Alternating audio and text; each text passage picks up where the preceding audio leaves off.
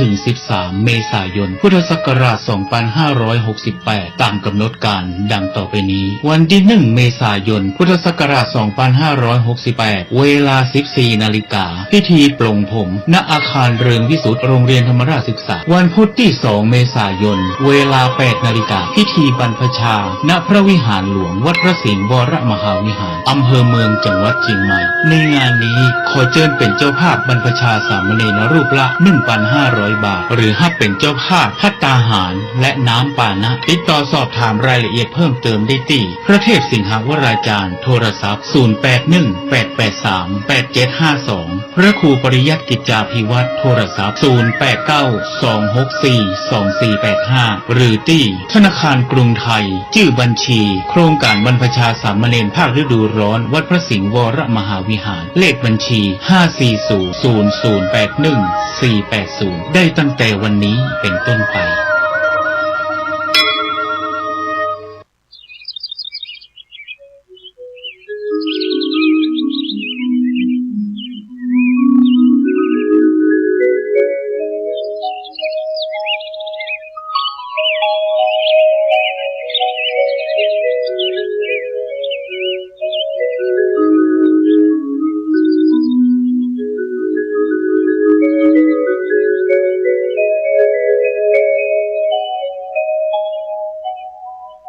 นะโมตัสสะภะคะวะโตอะระหะโตสัมมาสัมพุทธัสสะนะโมตัสสะภะคะวะโตอะระหะโตสัมมาสัมพุทธัสสะนะโมตัสสะภะคะวะโตอะระหะโตสัมมาสัมพุทธัสสะกาเลนะธัมมัสสวนังเอตัมมังคลมุตตมันณโอกาสบัดนี้อาตมาภาพจะได้แสดงพระธรรมเทศนาในเรื่องมงคลชีวิตซึ่งได้แสดงติดต่อกันมาหลายกันแล้วกันนี้เป็นกันที่14มงคลที่26 27ต่อไปมงคลภาสิทธิ์ติดไว้ที่ฝาอันวรรณกาวัฒนาจำเริญมงคลภาสิทธิ์ติดไว้ที่ใจทำให้จิตใจของเราผ่องใสอันนี้สำคัญมากไปไหนก็ติดตัวของเราไปทุกภพทุกชาติทุกผีก้าววันนี้มงคลที่26ว่าถึงเรื่องการฟังธรรมญาติโยมผู้ใจบุญทั้งหลายระหว่างนี้ก็จนจะออกพรรษาภาวนากันแล้วนะเหลือไม่กี่วันแล้ววันนี้ทำไม่ผิดก็ถูกเป็นวันที่9ต่อจากนี้วันที่21ก็เป็นวันทำการปวารณามหาปวารณาแล้วเหลือเวลาไม่เท่าไหร่เราก็จะออกพรรษาเราได้อะไรบ้างภายในพรรษานี้เราก็ได้บุญที่เราได้ทานศีลภาวนาอันไหนหนักอันไหนน้อยอันไหนมากโยมก็สำรวจตัวเองกันแล้วกันนะพระพุทธเจ้าแก้ปัญหาเทวดามนุษย์ทั้งหลายพร้อมทั้งเทวดาสงสัยว่าอะไรเนาะเป็นมงคลในโลกนี้ต่างคนก็ต่างมีความเข้าใจต่างๆนานาจึงเกิดเป็น3 ภพ 3 พวกขึ้นมาพระพุทธเจ้าเป็นผู้ทรงตัดสินเวลาล่วงไป12 ปีจึงได้พบพระพุทธองค์พระองค์จึงได้ตรัสมงคล38ประการวันนี้จะเทศมงคลที่26ในมงคลที่26นี้ว่ากาเลนะธัมมัสสวนังแปลว่าฟังธรรมะตามกาลหมายความว่าฟังธรรมะตามเวลาตามโอกาสที่นักปราชญ์บัญญัติไว้หรือที่เราจัดกันขึ้นเช่นฟังธรรมในวันพระวันอาทิตย์หรือฟังธรรมตลอดไตรมาสหรือฟังธรรมในเวลามีการทำบุญต่างๆทอดกฐินทอดผ้าป่าฉลองศาลาโบสถ์วิหารถนนหนทางเป็นต้นการที่เป็นมงคลนั้นพระพุทธองค์ทรงแสดงไว้ในพระไตรปิฎกเล่มที่21หน้าที่188มีอยู่4การด้วยกัน1การเป็นที่ฟังธรรม2การเป็นที่สนทนาธรรม3การเป็นที่แสดงธรรม4การเป็นที่เจริญวิปัสสนาการทั้ง4ในพระองค์จัดตรัสไว้ว่าเป็นมงคลจัตตารโมีภิกขเวกาลาสัมมาภาวิยะมานาดูก่อนท่านผู้ใจบุญทั้งหลาย การทั้งสี่ที่บุคคลให้เป็นไปอยู่โดยชอบเนี่ยคือการเป็นที่ฟังธรรมการฟังธรรมการสนทนาธรรมการแสดงธรรมการเจริญวิปัสสนาคือว่าเป็นมงคลนั้นสูงสุดคำว่าธรรมะในที่นี้ได้แก่ปริยัติธรรมปฏิบัติธรรมปฏิเวทธรรมก็ได้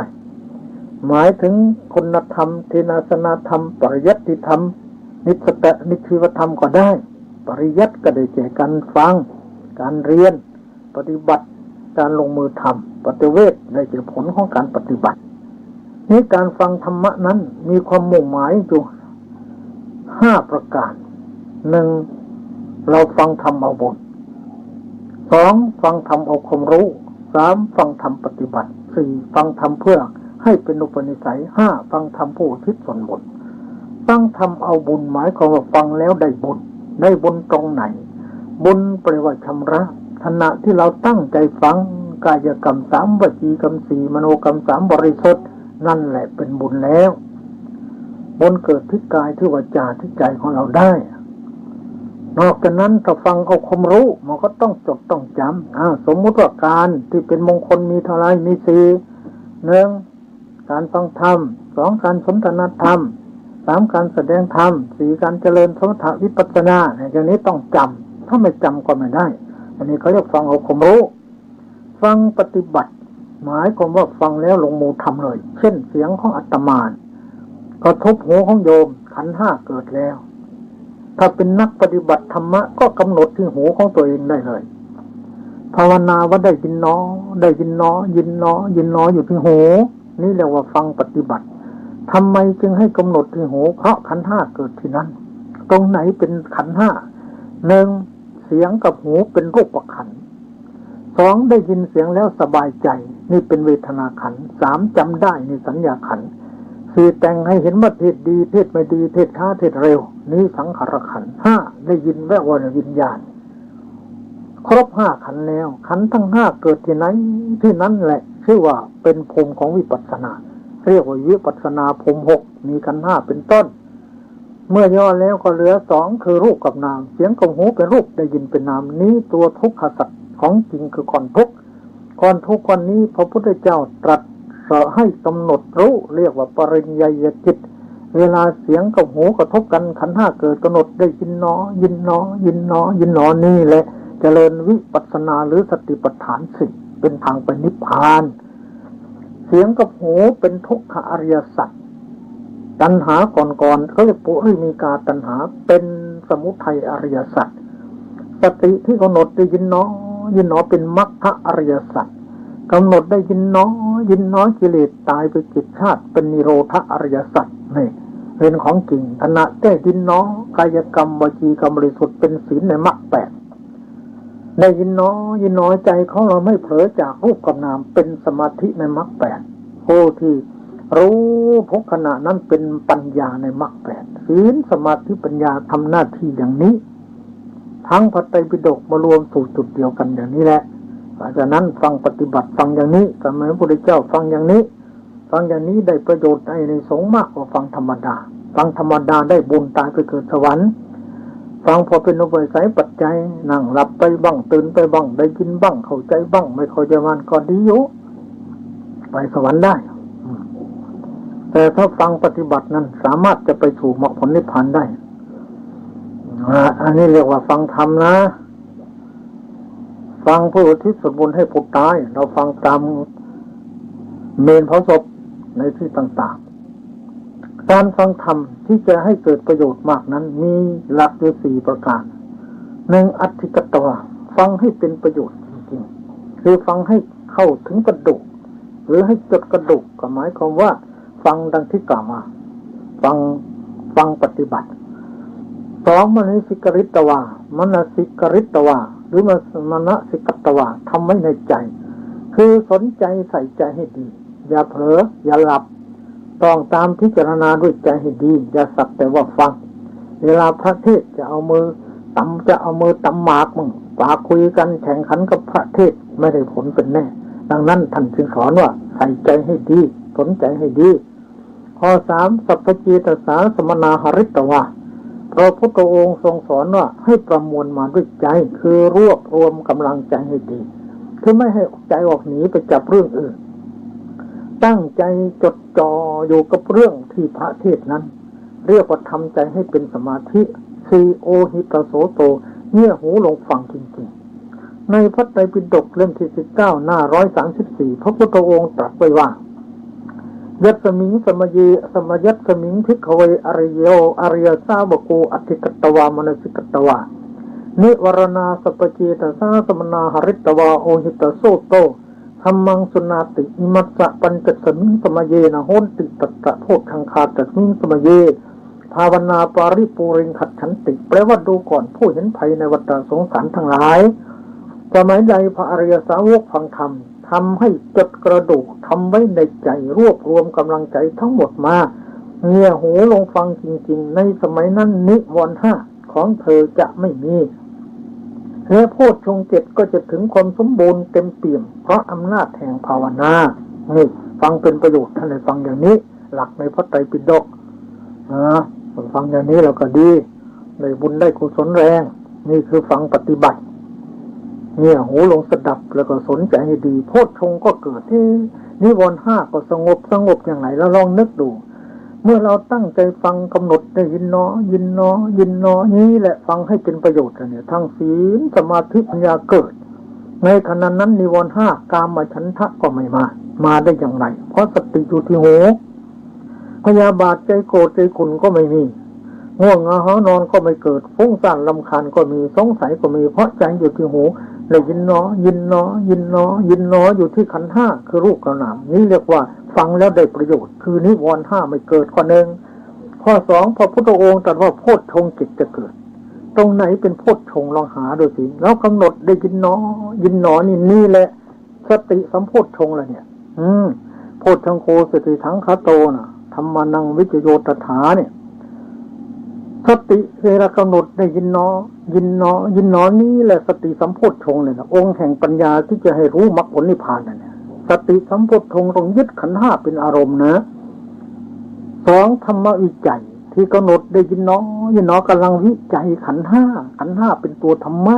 กำลังได้ยินเนาะนี่ขันธ์ห้าดับแล้วได้ยินเนาะนี่ขันธ์ห้าดับได้ยินเนาะขันธ์ห้าดับเขาเรียกวิจัยคือพิจารณาปัจจุบันธรรมกิเลสก็ขาดไป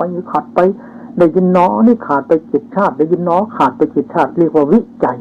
ธรรมวิจยะสัมโพชฌงค์องค์ของปัญญาที่จะให้รู้มรรคผลนิพพานคือวิจัยธรรมะ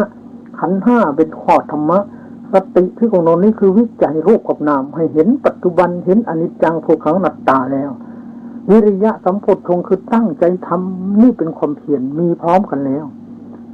ปีติก็คือความสุขความสบายใจปีติสัมโพชฌงค์วิริยะปีติปัสสัทธิจิตจะได้สงบอยู่ในอารมณ์เดียว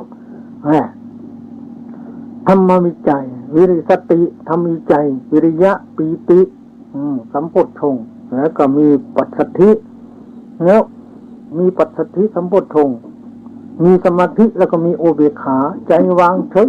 อยู่กับได้ยินเนาะยินเนาะยินเนาะยินเนาะนี่เป็นโพชฌงค์เท่านั้นเกิดได้ในขณะที่กำหนดแต่ถ้าไม่กำหนดภาวนาได้ยินเนาะไม่เกิดนะนี่แหละเป็นจริงถือว่าเป็นบุญเป็นกุศลอันสูงในพระศาสนาพระพุทธเจ้าสรรเสริญมากผู้ฟังย่อมได้ฟังสิ่งที่ไม่เคยฟังสิ่งไหนที่เคยฟังแล้วยังไม่เข้าใจชัดก็เข้าใจสิ่งนั้นชัดทำความเห็นผิดให้ถูกต้องได้ทำจิตใจคู่ครองให้ผ่องใสมันก็ผ่องใสคือบาปไม่เข้าและทำไมจึงเป็นมงคลท่านกล่าวว่าการฟังธรรมเป็นมงคลนั่นคือเป็นมหากุศลมันเป็นบุญในขณะนั้นได้ฟังธรรมที่ยังไม่เคยฟังธรรมที่ตนเคยฟังแล้วยังไม่เข้าใจชัดย่อมจะเข้าใจชัดบรรเทาความสงสัยขึ้นได้ทำความเห็นผิดให้ถูกต้องได้จิตใจของผู้ฟังก็ผ่องใสกำจัดวิตกเป็นพหุสูตรได้ยินได้ฟังมามาก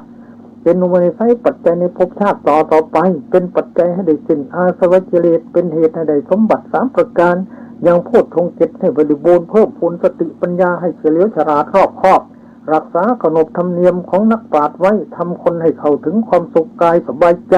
ทำคนให้พ้นทุกข์ถึงสุขอันไพบูลย์นี่ก็เพราะฟังธรรมะแม้คนที่ทำบุญทำทานได้ถ้าเกิดมาไม่ได้เห็นคน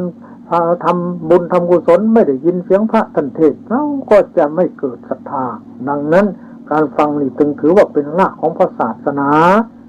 ในพระไตรปิฎกท่านกล่าวไว้หลายแห่ง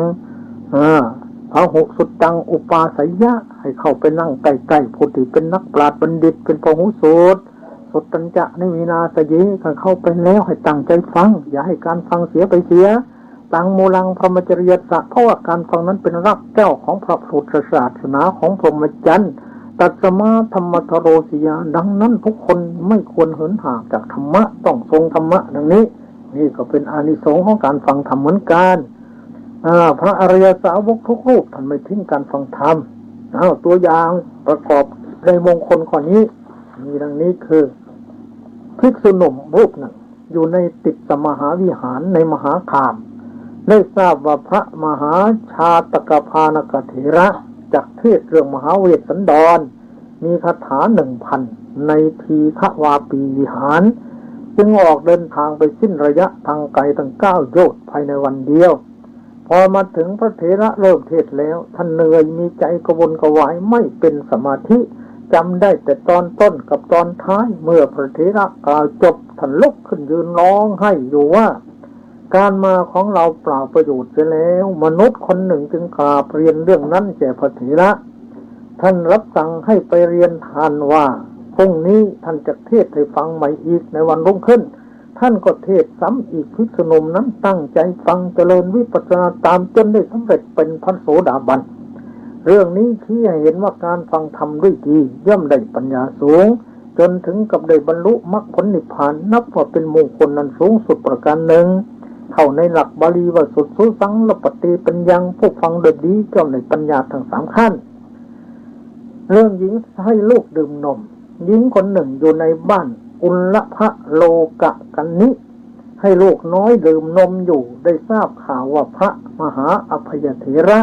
ผู้กล่าวทีฆนิกายจะแสดงข้อปฏิบัติเกี่ยวกับวงของพระอริยเจ้าเรียกว่าอริยวงศ์เดินไปฟังธรรมสิ้นหนทางไกลทั้ง5 โยชน์เข้าไปถูวิหารในตอนกลางวันท่านฟังธรรมพอดีให้ลูกน้อยนอนบนพื้นดินตัวเองยืนฟังธรรมะของพระมหาเถระโดยความเคารพท่านแสดงมหาอริยวังสปฏิปทาอันประกอบด้วยความสันโดษในปัจจัย 4และแสดงวิปัสสนาภาวนาในตอนสุดท้ายท่านแสดงธรรมนานมากจนอรุณขึ้นหนึ่งพระเถระแสดงธรรมจบหนึ่งการบรรลุโสดาปัตติผลของอุบาสิกานั้นหนึ่งทั้ง3นี้ได้มีในขณะเดียวกันเรื่องนี้ชี้ให้เห็นว่าท่านผู้มีศรัทธาแก่กล้าแม้หนทางจะไกลกันดารแค่ไหนก็อุตส่าห์สละเวลาไปฟังธรรมะจนได้และขณะที่ฟังก็ตั้งใจฟังจริงๆถึงตอนว่าโดยภาคปฏิบัติก็ปฏิบัติจริงๆจนได้ผลจริงๆได้สิรินิ่งมงคลแก่ตนจริงดังเรื่องนี้เป็นตัวอย่างเพราะฉะนั้นทุกคนไม่ควรประมาทต่อการฟังธรรมเรื่องสัจจกนิครนในกรุงสาวัตถีนิครนชื่อสัจจกะเป็นบัณฑิตมีวาจาฉลาดเป็นอาจารย์สอนศิลปศาสตร์แก่พระราชกุมารเขาเข้าใจว่าตนเองมีปัญญามากกลัวท้องจะแตกจึงเอาแผ่นเหล็กรัดท้องไว้อัคคิเวสนะก็เป็นชื่อของท่านเหมือนกันวันหนึ่งเขาเข้าไปเฝ้าพระศาสดาได้ฟังจุลสัจจกสูตรรุ่งขึ้นอีกวันหนึ่งเข้าไปเฝ้าอีกได้ฟังมหาสัจจกสูตรสูตรดังกล่าวนี้อยู่ในพระไตรปิฎกเล่มที่12หน้า422เล่มหน้า437ถึงจะฟัง2 ครั้งก็ไม่บรรลุมรรคผลอะไรเลยไม่ได้บวชไม่ได้ตั้งอยู่ในสรณะแต่ว่าเป็นอุปนิสัยปัจจัยในภพชาติต่อไปคือเมื่อพระพุทธองค์ปรินิพพานล่วงไปแล้ว218 ปีสัจจกนิครนได้มาเกิดในตัมภปณิทวีปได้ออกบวชเรียนพระไตรปิฎกสอนศิษยานุศิษย์เป็นจำนวนมากปกครองหมู่คณะเป็นจำนวนมากวันหนึ่งท่านไปเยี่ยมพระอุปัชฌาย์พระอุปัชฌาย์มีความประสงค์จะเตือนท่านให้ปฏิบัติตามจึงมิได้กระทำสัพพะปราศัยด้วยท่านจึงกราบเรียนถามว่าท่านมีความผิดอะไรพระอุปัชฌาย์ตอบว่าคุณอยากเข้าใจว่าจิตแห่งบรรพชิตของคุณถึงที่สุดแล้วโดยเหตุเพียงเท่านี้กระผมจะทำอย่างไรต่อไปแล้วครับคุณจงหลีก ทางออกจากหมู่หยุดการสอนเสียก่อนแล้วลงมือเจริญวิปัสสนากรรมฐานเถิดท่านตั้งอยู่ในโอวาทของพระอุปัชฌาย์เจริญวิปัสสนากรรมฐานไม่ช้าไม่นานก็ได้สำเร็จเป็นพระอรหันต์เรื่องนี้เชี่ยเห็นได้เด่นชัดแล้วว่าการฟังธรรมเป็นมงคลอันสูงสุดแก่ผู้ฟังโดยแท้แม้ชาตินี้จะไม่รู้เรื่องไม่เข้าใจก็ยังเป็นอุปนิสัยปัจจัยในภพชาติต่อไปได้ฉะนั้นสมควรที่ชาวพุทธทุกคนจะไม่ประมาทต่อการฟังธรรมะดูพระพุทธเจ้าเถิดรู้ว่าเขาจะไม่สำเร็จในชาตินี้หรอกสรณะพุทธังธรรมังเขาก็ไม่ถึงแต่พระองค์เห็นโน้นชาติต่อไปเขาจะได้มรรคได้ผลในนิพพานพระองค์ก็ยังอุตส่าห์ไปโปรดยังสัจจกัณฑิคนที่เรามานี้เราท่านทั้งหลายถึงพระพุทธธรรมประสงค์อยู่แล้วมีใจเลื่อมใสอยู่แล้วก็ควรจะได้ไม่เหินห่างจากธรรมะเรื่องงูเหลือมบางคนคิดว่าธรรมะนี่ลึกซึ้งย่อมไม่แจ่มแจ้งแก่เราผู้ฟังคือฟังแล้วก็ไม่เข้าใจจึงไม่ปรารถนาจะฟังธรรมะอันลึกซึ้งนั้นข้อนั้นไม่สมควรเลยเป็นความคิดที่ผิดเป็นความเข้าใจที่ผิดแท้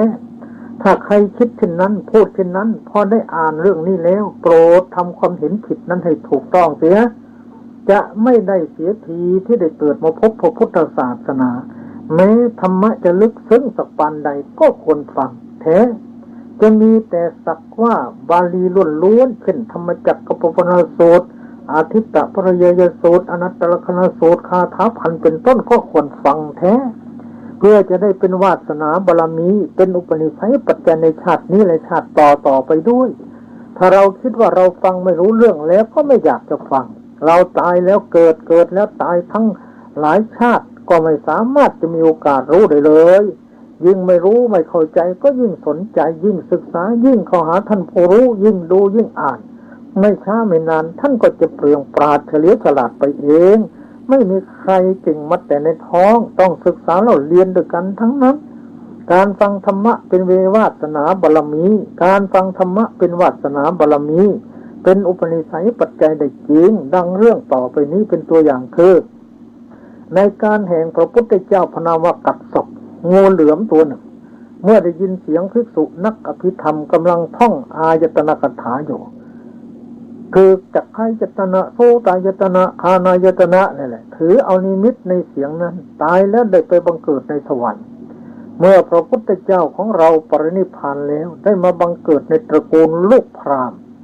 ออกบวชเป็นอาชีวกชื่อชนะโสภณะได้เป็นผู้ประจำตระกูลของอัคคมเหสีพระเจ้าพินทุสารพระนามว่าธรรมาในการนั้นพระนางธรรมาเทวีทรงคันอโศกกุมารอยู่ทรงเกิดแพ้พระอุทธรคือปรารถนาจะเหยียบพระจันทร์ด้วยเท้าข้างหนึ่งเหยียบพระอาทิตย์ด้วยเท้าอีกข้างหนึ่งเคี้ยวกินดวงดาวก้อนวราหะรากดินและหมู่ไม้ในป่าช้าพระราชาทรงสดับเรื่องนั้นแล้วทรงทำพิธีต่างๆให้แก่พระเทวีจนหายแก้ท้องกระถามอาชีวกประจำตระกูลทราบว่าจะได้พระราชโอรสผู้มีบุญหนักศักย์ใหญ่คืออโศกกุมารและก็เป็นจริงเมื่อพระราชกุมารนั้นได้ครองราชสมบัติแล้วทรงสดับเรื่องทั้งหมดอันมารดาตรัสเล่ามีพระประสงค์จะทำสักการะแก่ชนะโสภณะอาชีวกจึงส่งราชบุรุษไปกับด้วยวอทองพอท่านมาระหว่างทางเห็นที่อยู่ของพระอุปคุตตเถระจึงลงจากวอไปสู่ที่นั้นได้เห็นสัตว์ทั้งหลายมีราชสีห์เสือโคร่งเป็นต้นไม่เบียดเบียนกันกลับได้เมตตาจิตประชุมกันเป็นพวกอยู่ณที่นั้นโดยอานุภาพแห่งเมตตาของพระเถระจึงถามว่าสัตว์เหล่านี้ชื่ออะไรท่านพระอุปคุตตเถระทราบว่าครั้งเป็นงูเหลือมเคยฟังอายตนะคาถาจึงบอกว่าผู้มีอายุสัตว์เหล่านี้ชื่อว่าอายตนะพอได้ฟังบทว่าอายตนะเท่านั้นยังความละอายให้เกิดขึ้นนั่งกระโยงพระเถระได้ให้ผ้าอาบน้ำแก่เธอขอบรรพชาเรียนกรรมฐานเจริญวิปัสสนาจนได้บรรลุมรรคผลนิพพานสำเร็จเป็นพระอรหันต์เรื่องนี้ก็ชี้เห็นว่าการฟังธรรมะเป็นมงคลทั้งภพนี้และภพหน้าให้ได้มนุษย์สมบัติสวรรค์สมบัติและนิพพานสมบัติจัดเป็นมงคลอันสูงสุดในพระพุทธศาสนาโดยแท้เรื่องแม่ไก่ฟังธรรม ในศาสนาของพระพุทธเจ้าพระนามว่ากุสันทะแม่ไก่ตัวหนึ่งอยู่ในที่ใกล้อาสนะศาลาได้ฟังเสียงธรรมะของภิกษุผู้เจริญวิปัสสนารูปหนึ่งถือเอานิมิตในเสียงนั้นถูกฆ่าตายแล้วเกิดเป็นราชธิดามีนามว่าอุปารีบวชในสำนักนางปริภาชิกาทั้งหลายวันหนึ่งนางเข้าไปสู่เวทกุฎีเห็นกลุ่มหนอนยังปุโรกะสัญญาให้เกิดขึ้นได้ปฐมฌานจุติจากอัตภาพนั้นไปเกิดในพรหมโลกจุติจากพรหมโลกเกิดในตระกูลเศรษฐีจุติจากนั้นเกิดเป็นนางลูกสุกรในกรุงราชคฤห์ในศาสนาแห่งพระพุทธเจ้าของเรานี้จุติจากนั้นเกิดเป็นราชธิดาในสุวรรณภูมิชาติสุดท้ายเกิดเป็นธิดาของสุมาณกุดุมพีนามว่าสุมาณาในบ้านโสกันในทิศใต้แห่งอนุราชบุรีตั้งแต่เกิดเป็นแม่ไก่จนถึงชาตินี้รวม12ชาติในกาลครั้งนั้นพระมหาอตุลเถระอยู่ในโกติบรรพตมหาวิหารเห็นนางแล้วกล่าวกับภิกษุทั้งหลายว่าผู้มีอายุนางสุกรลูกน้อยเกิดนี่อีกแล้วได้เป็นภรรยาของมหาอมาตย์น่าอัศจรรย์น้อนางได้ฟังคำนั้นแล้วระลึกชาติได้เกิดความสังเวชขอลาสามีบวชในสำนักนางภิกษุณีฟังมหาสติปัฏฐานในติสวิหารเจริญวิปัสสนาได้สำเร็จเป็นพระโสดาบันต่อมาได้ฟังอาสีวิโสปมสูตรในกัลลกะมหาวิหารเจริญวิปัสสนากรรมฐานต่ออีกจนได้เป็นพระอรหันต์เรื่องนี้ก็ชี้เห็นได้เด่นชัดแล้วว่าการฟังธรรมเป็นมงคลอันสูงสุดเพราะฉะนั้นทุกคนควรสนใจใส่ใจในการฟังธรรมแล้วปฏิบัติธรรมเสมอเพื่อจะได้เป็นสิริมงคลแก่ตนเองทั้งภพนี้และภพหน้าแม้สมเด็จพระภูมิภาคเจ้าก็ได้ตรัสไว้ในพระไตรปิฎกความว่าการฟังธรรมการสนทนาธรรมแสดงธรรมปฏิบัติธรรมย่อมให้ถึงความสิ้นอาสวะเปรียบเสมือนหนึ่งเมื่อฝนเมล็ดใหญ่ตกลงมาบนภูเขาน้ำไหลไปตามที่ลุ่มย่อมยังลำธารระแหงห้วยแควให้เต็มแล้วบ่าไปตามหนองคลองบึงแม่น้ำน้อยแม่น้ำใหญ่จนถึงสมุทรสาครชั้นใดภิกษุทั้งหลายการทั้งสี่นี้ก็ฉันนั้นเหมือนกันดังนี้เป็นนั้นว่ามงคลที่26จบแล้วท่านสาธุชนผู้ใจบุญทั้งหลายต่อไปเป็นมงคลที่27เพราะเวลายังเหลือก็มงคลที่27นี่ขันติแปลว่าเครื่องประดับแปลว่าเผาบาปแปลว่ากำลังแปลว่าน้ำแปลว่าห้ามแปลว่านำมาแปลว่าสงบเสงี่ยมแปลว่าข่มแปลว่าปราบปรามแปลว่าหมู่พลแปลว่ากองทัพและแปลว่าความอดทนในที่นี้จะอธิบายเฉพาะความอดทนเท่านั้นความอดทนนั้นมีอยู่3อย่างคือ1ตีติขาขันติอดทนด้วยอำนาจอดกลั้นไว้หมายความว่าสะกดใจไว้ไม่รู้อำนาจจากความโกรธความโกรธความหลงไม่ให้กิเลสหยาบล่วงออกมาทางกายทางวาจาได้ข่มไว้กั้นไว้อย่างเต็มที่ด้วยอำนาจแห่งศีล2ตปะขันติอดทนจนเป็นเดชเผากิเลสหยาบปราบกิเลสกลางได้ด้วยอำนาจแห่งสมาธิซึ่งเกิดจากการเจริญสมถกรรมฐานตั้งแต่ต้นจนกระทั่งได้ฌาน3อธิวาสนขันติอดทนจนข่มกิเลสได้และสามารถยังกิเลสให้หยุดให้เข้าไปสงบยังกิเลสให้ขาดลงไปด้วยอำนาจแห่งวิปัสสนาปัญญาคือสามารถถอนอนุสัยกิเลสออกจากขันธสันดานได้อีกในยะหนึ่งความอดทนนั้นตามคติของโบราณมี3อย่างคือ1ทนลำบากได้แก่เวลาประสบทุกขเวทนาเจ็บไข้ได้ป่วยก็ต้องอดทนไม่ควรร้องครางก็อย่าร้องอย่าครางจนเกินขอบเขตข้อที่2ทนตรากตรำได้แก่ทนต่อการทำการงานต่างๆซึ่งเป็นอาชีพของตนหรือเป็นภาระหน้าที่ที่ตนจะต้องทำเป็นภาระหน้าที่ที่ตนรับผิดชอบต้องอดทนทั้งนั้น3ทนเจ็บใจได้แก่อดทนต่ออนิจฐารมณ์ต่างๆที่ตนได้ประสบมาเช่นถูกเขาติฉินนินทาเป็นต้นเรื่องของคนอื่นซึ่งออกไปจากปากของเขาเราอย่าไปจิบมาอย่าไปรับมาไว้เพราะจะก่อให้เกิดทุกข์แก่ตัวเองเปล่าๆไร้สาระไม่มีประโยชน์อะไรเลยเวลาเขาเอาปากเขากินข้าวเขาก็อิ่มเอง เราไม่อิ่มด้วยเวลาเขาเอาปากเขาไหว้พระสวดมนต์เขาได้บุญเองเราไม่ได้ด้วยเพราะฉะนั้นเวลาเขาเอาปากด่าเราว่าเราเขา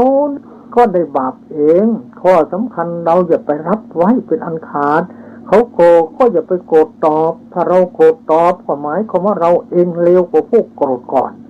ดังที่พระพุทธองค์ตรัสสอนไว้ว่าตัดเสวะเตนะปาปิโยโยกุทังปฏิกุฏติผู้ใดโกรธตอบคนที่โกรธก่อนแล้วผู้นั้นกลับเลวลงไปยิ่งกว่าคนโกรธก่อนดังนี้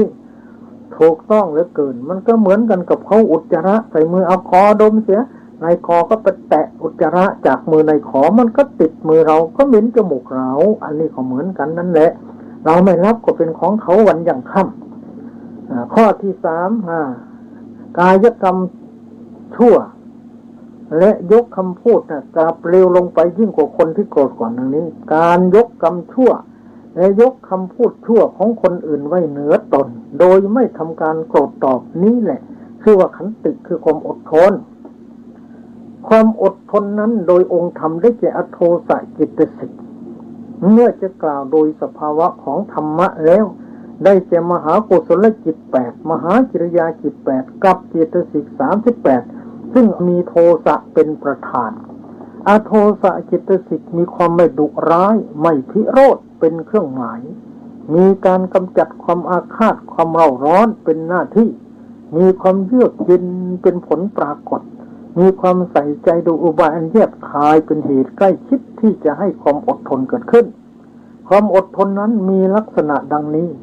1อัศสุนันโตวิยะถูกเขาด่าด้วยอโกสวัตถุ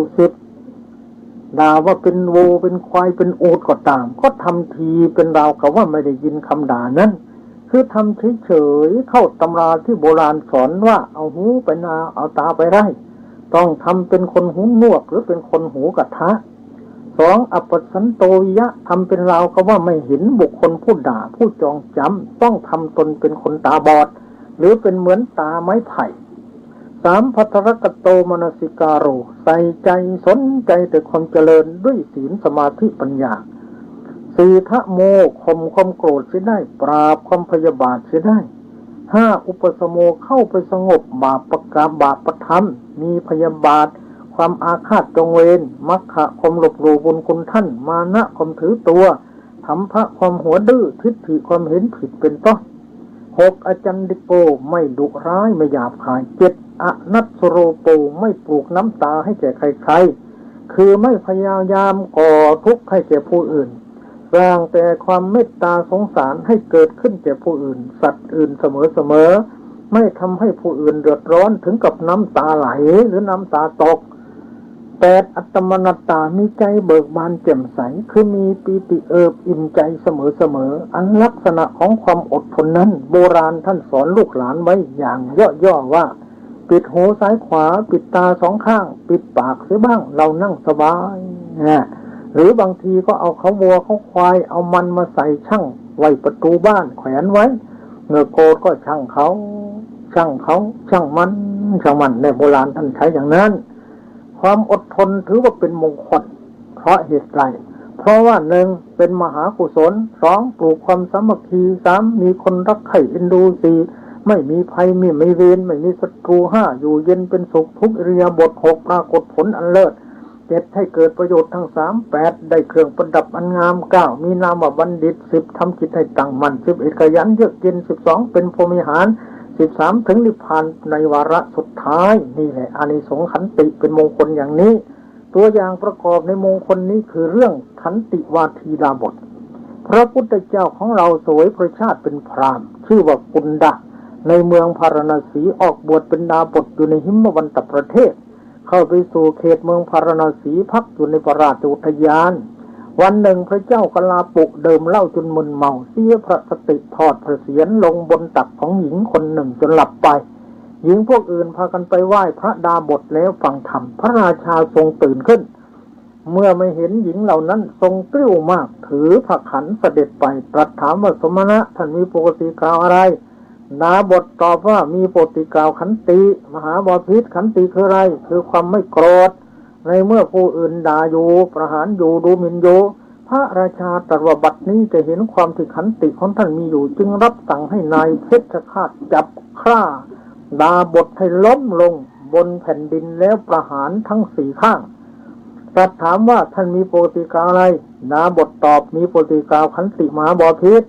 ก็พระองค์ทรงสำคัญว่าขันตินั้นอยู่ในร่างในระหว่างหนังของอัตมภาพเหลือ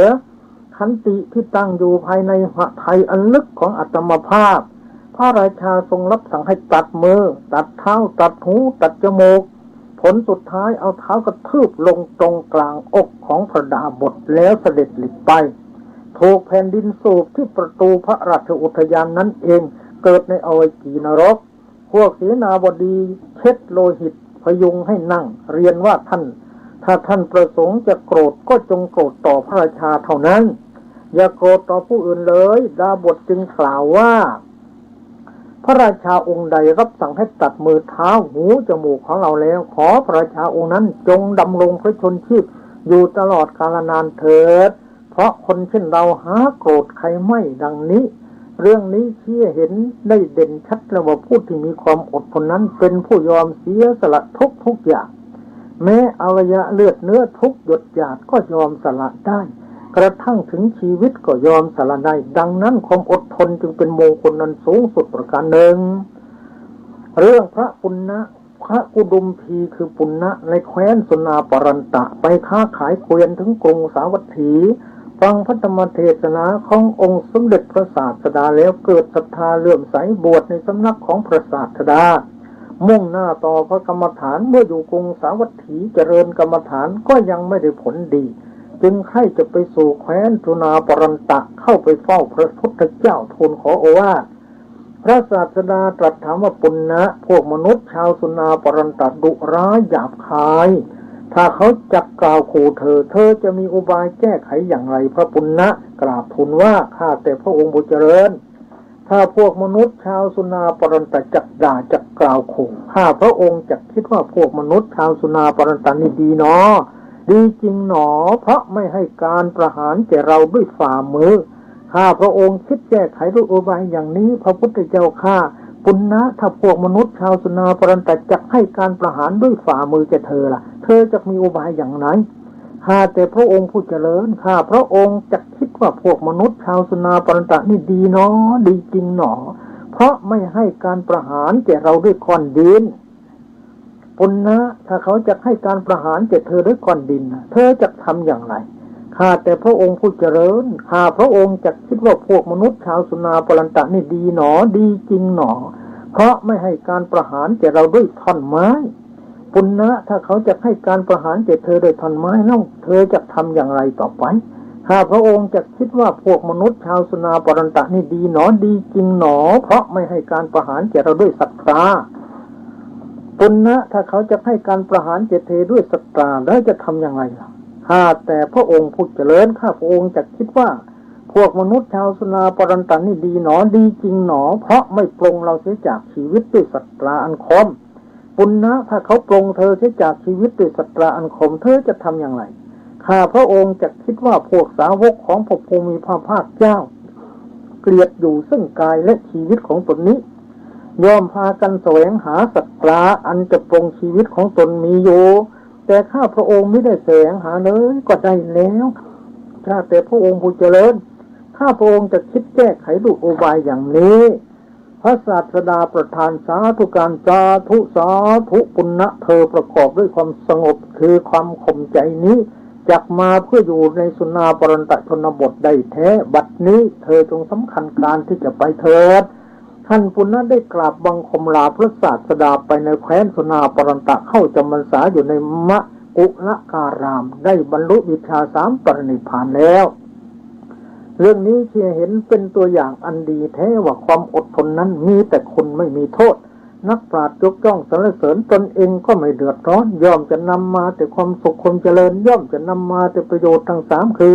ประโยชน์โลกนี้ประโยชน์โลกหน้าและประโยชน์อย่างยิ่งประโยชน์อันสูงสุดคือนิพพานเรื่องพระโลมสนานาคเถระท่านนั่งเจริญกรรมฐานอยู่ภายนอกจงกรมในเวลาภายหลังพัดในหน้าร้อนแม้เหงื่อก็ไหลออกจากรักแร้ทั้ง2ข้างท่าน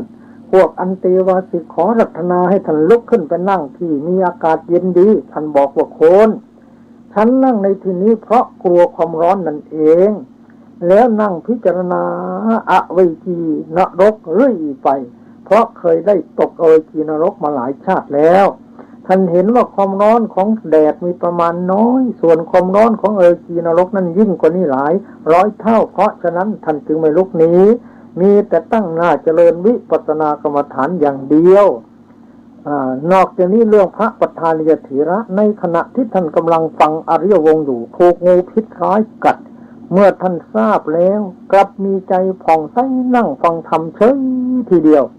กำลังพิษได้มีอาการรุนแรงยิ่งขึ้นท่านพิจารณาศีลตั้งแต่การเป็นที่อุปสมบท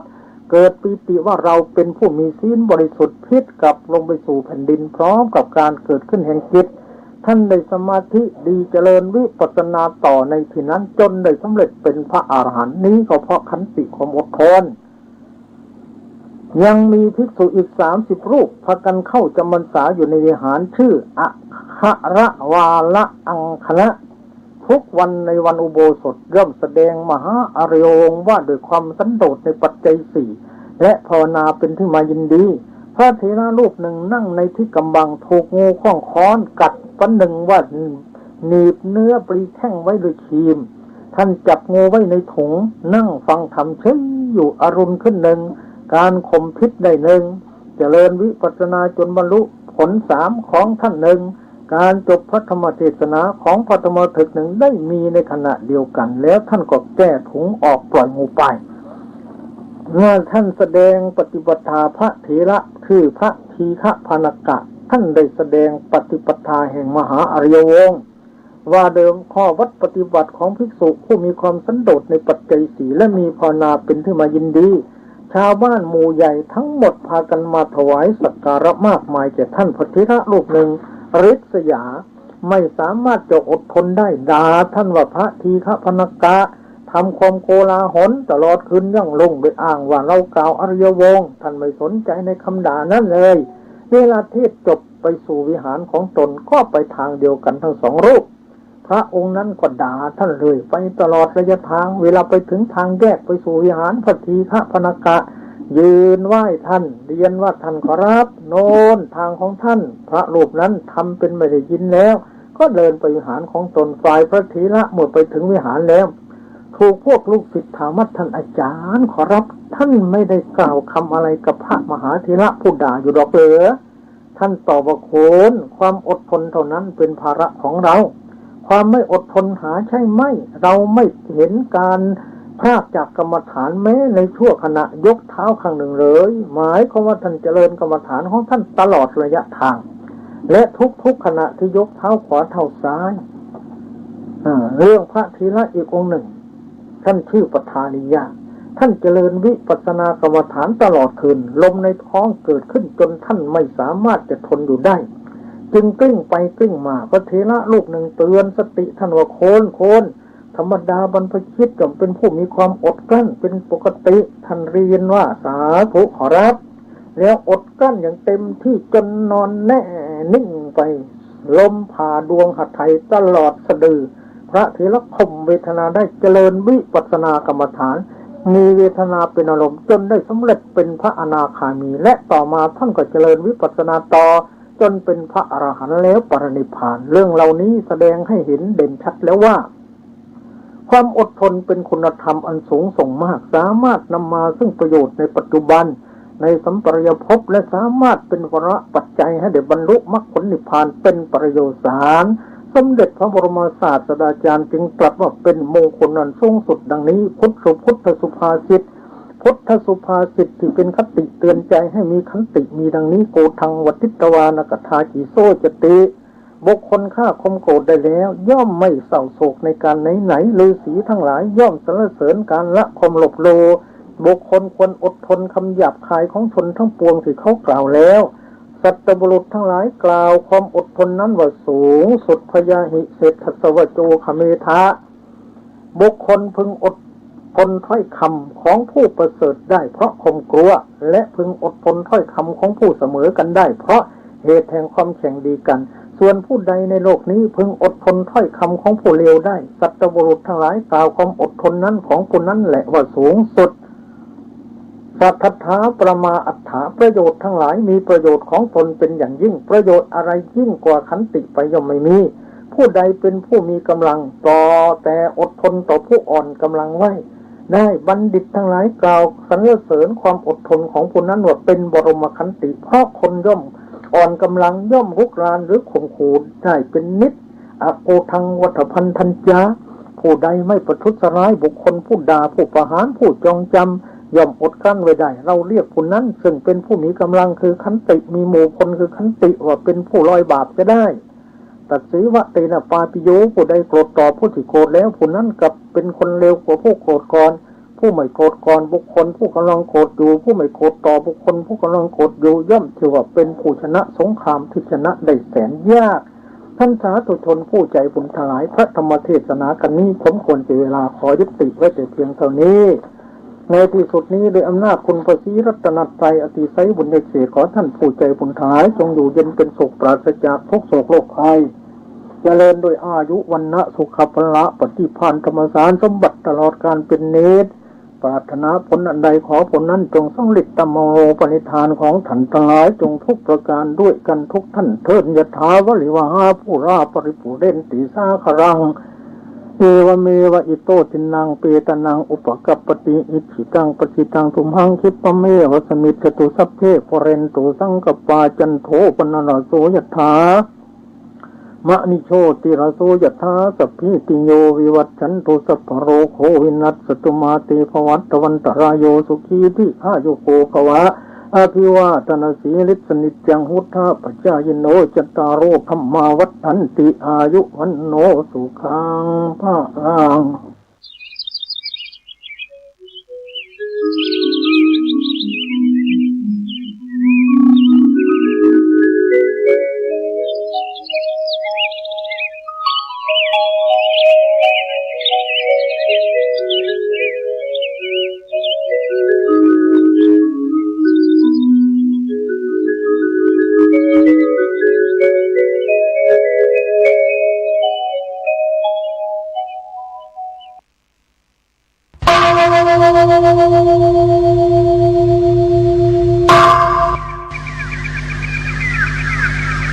พรุ่งนี้เป็นวันพระ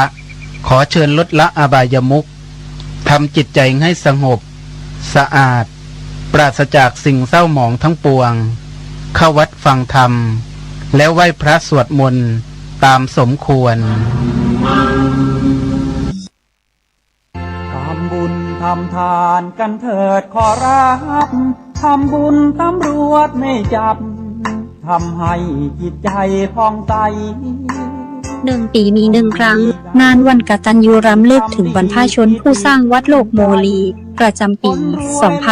2568 ขอเชิญร่วมบุญเป็นเจ้าภาพแจกข้าวสารจำนวน100 ตันและร่วมเป็นเจ้าภาพโรงทานในวันที่ 9 ถึงวันที่ 10 เมษายนท่านผู้ใดมีจิตศรัทธาที่จะเป็นเจ้าภาพแจกข้าวสารร่วมบุญได้ที่บัญชีธนาคาร UOB เลขบัญชี906-173-5093 ชื่อบัญชีพระครูไพบูลย์เจติยานุรักษ์หรือสอบถามรายละเอียดได้ที่เบอร์โทรศัพท์ 0636326663 ขออนุโมทนาบุญกับผู้มีจิตศรัทธาทุกท่านนะเจ้าสร้างเหตุจิตใจสูงส่องเพื่อเจือจุนเพื่อกูลเพื่อลาเพื่อปลองทำบุญให้บุญนุนส่องไม่ลงพื้นอเวจี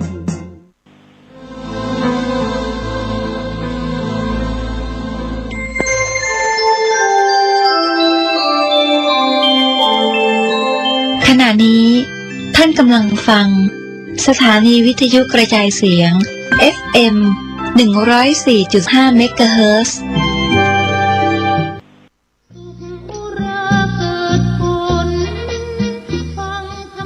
ขอเรียนเชิญ ร่วมทำบุญเป็นเจ้าภาพทอดผ้าป่าสามัคคีเพื่อสร้างระบบน้ำเกษตรใช้รดต้นไม้และรองรับการปรับปรุงพิทัศน์จัดสวนรอบๆอาคารลานพระใหญ่ทอดนักวัดพระธาตุสีมาโพตะโพธารามพระธาตุม่อนปิดตำบลโป่งน้ำฮ้อนอำเภอฝางจังหวัดเชียงใหม่วันพุธที่ 16 เดือนเมษายน 2568 เวลา 13:39 นาทีร่วมบริจาคผ่านหมายเลขบัญชี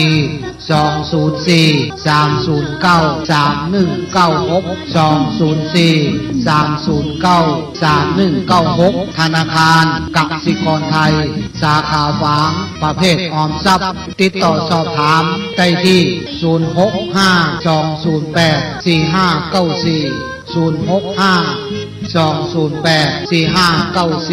065-208-4594 พักจำเริญโชติธรรมโมแสนศรีรักษาการเป็นเจ้าวาด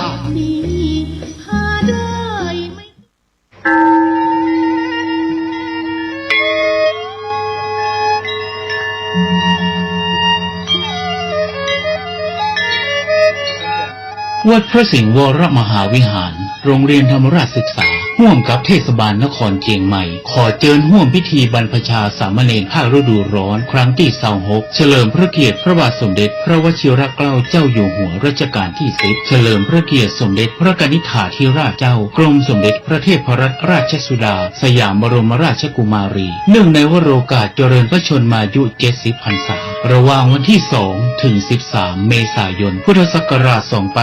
2568ตามกำหนดการดังต่อไปนี้วันที่1เมษายนพุทธศักราช2568เวลา 14 นาฬิกาพิธีปลงผมณอาคารเริงวิสุทธิ์โรงเรียนธรรมราชศึกษาวันพุธที่2เมษายนเวลา 8 นาฬิกาพิธีบรรพชาณพระวิหารหลวงวัดพระสิงห์วรมหาวิหารอำเภอเมืองจังหวัดเชียงใหม่ในงานนี้ขอเชิญเป็นเจ้าภาพบรรพชาสามเณรรูปละ 1,500 บาทหรือถ้าเป็นเจ้าภาพภัตตาหารและน้ำปานะติดต่อสอบถามรายละเอียดเพิ่มเติมได้ที่พระเทพสิงหวราจารย์โทรศัพท์ 0818838752 พระครูปริยัติกิจจาภิวัตรโทรศัพท์ 0892642485 หรือที่ธนาคารกรุงไทยชื่อบัญชีโครงการบรรพชาสามเณรภาคฤดูร้อนวัดพระสิงห์วรมหาวิหารเลขบัญชี 5400081 ได้ตั้งแต่วันนี้เป็นต้นไปทำบุญทำทานกันบังเถิดท่านทั้งหลาย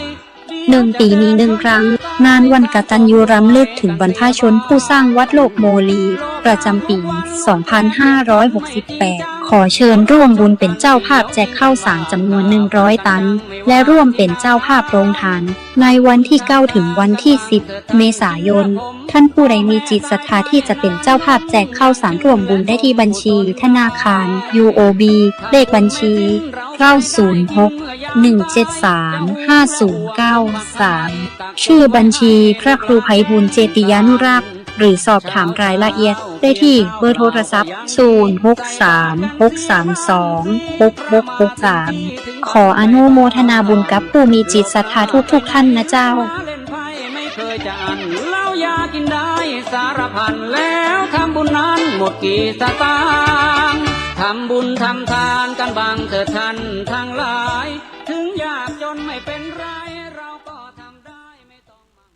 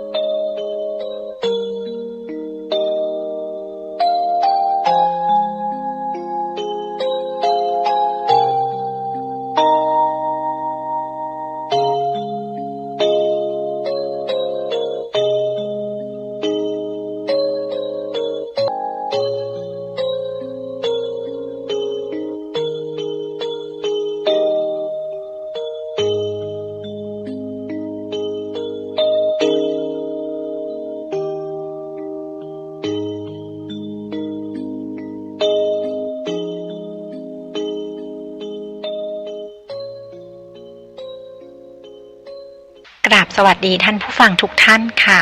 ตอนนี้ท่านกำลังรับฟังสถานีวิทยุ FM 104.5 เมกะเฮิรตซ์คลื่นวิทยุเพื่อการศึกษาพระพุทธศาสนาและวัฒนธรรมช่วงเวลาประมาณ 14 นาฬิกาถึง 15 นาฬิกาของทุกวันพฤหัสบดีจะเป็นช่วงของรายการนาสารสัตว์กับดิฉันผู้ช่วยศาสตราจารย์สัตวแพทย์หญิง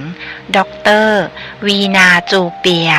ซึ่งเป็นอาจารย์ประจำภาควิชาชีวศาสตร์ทางสัตวแพทย์และสัตวแพทย์สาธารณสุขคณะสัตวแพทยศาสตร์มหาวิทยาลัยเชียงใหม่รายการนี้จะเป็นการนำเอาบทความต่างๆที่น่ารู้เกี่ยวกับเรื่องของสัตว์และสัตวแพทย์ที่น่าสนใจมาอ่านให้ท่านผู้ฟังฟังนะคะหากท่านผู้ฟังท่านใดมีข้อเสนอแนะหรือข้อติชมสามารถติดต่อมาได้ตามช่องทางดังนี้นะคะโทรศัพท์ที่เบอร์ 053-948-046 ซึ่งเป็นเบอร์โทรของภาควิชาชีวศาสตร์คณะสัตวแพทยศาสตร์มหาวิทยาลัยเชียงใหม่ขอสายอาจารย์วีนาได้เลยค่ะหรือโทรมาหาดิฉันได้โดยตรงที่เบอร์โทรศัพท์ 081-386-4746 หรือถ้าไม่สะดวกจะโทรศัพท์ก็อีเมลมาได้นะคะที่อีเมล jupia_vena@yahoo.com หรือจะไลน์มาก็ได้ค่ะที่ Line ID win_vet56 ค่ะดิฉันยินดีรับทุกข้อเสนอแนะและทุกคำติชมเพื่อที่จะได้นำไปพัฒนาปรับปรุงรายการต่อไปค่ะ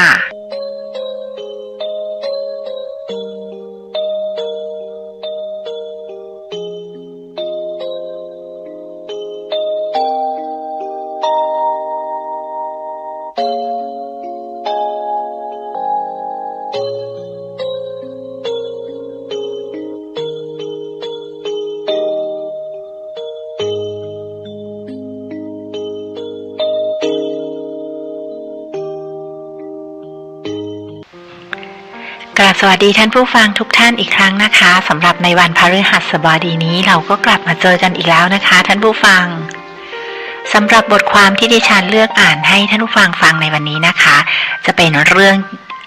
นบทความเรื่องเกี่ยวกับสัตว์เช่นเคยค่ะโดยบทความเรื่องแรกนะคะจะเป็นเรื่องเกี่ยวกับแมวค่ะบทความเรื่องนี้มีชื่อเรื่องว่าแมวขนแตกเกิดจากอะไรเจ้าเหมียวป่วยหรือแค่อ้วนกันแน่นะคะซึ่งดิฉันนำมาจากเว็บไซต์นะคะที่ชื่อว่า pet.kapuk.com ค่ะนะคะเรื่องแรกก็จะเป็นเรื่องเกี่ยวกับแมวขนแตกเกิดจากอะไรนะคะเรื่องที่สองนะคะจะเป็นเรื่องเกี่ยวกับ10เทรนด์สัตว์เลี้ยงปี2024น่าจับตามองรู้ไว้ไม่เอานะคะซึ่งจะเป็นเรื่องเกี่ยวกับสัตว์เลี้ยงของเรานี่แหละค่ะแต่จะเป็นเรื่องเกี่ยวกับอะไรนั้นเดี๋ยวเราลองมาฟังกันนะคะท่านผู้ฟังซึ่งดิฉันก็นำมาจากเพจกระปุก .com อีกเช่นกันนะคะและเรื่องที่3ก็เช่นเดียวกันค่ะเอามาจากเว็บไซต์เพจกระปุก .com อีกเช่นเดียวกันแต่ว่าเรื่องที่3นี่จะเป็นเรื่องเกี่ยวกับสุนัขละค่ะ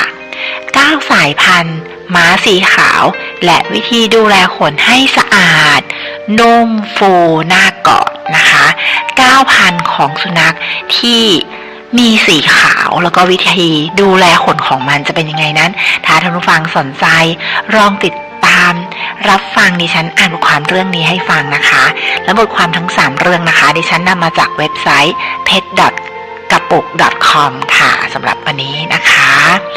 ก่อนที่ดิฉันจะไปอ่านบทความเรื่องแรกให้ท่านผู้ฟังฟังดิฉันขอเปิดเพลงเพราะๆให้ท่านผู้ฟังฟังสักเพลงหนึ่งนะคะเดี๋ยวเรากลับมาพบกันค่ะ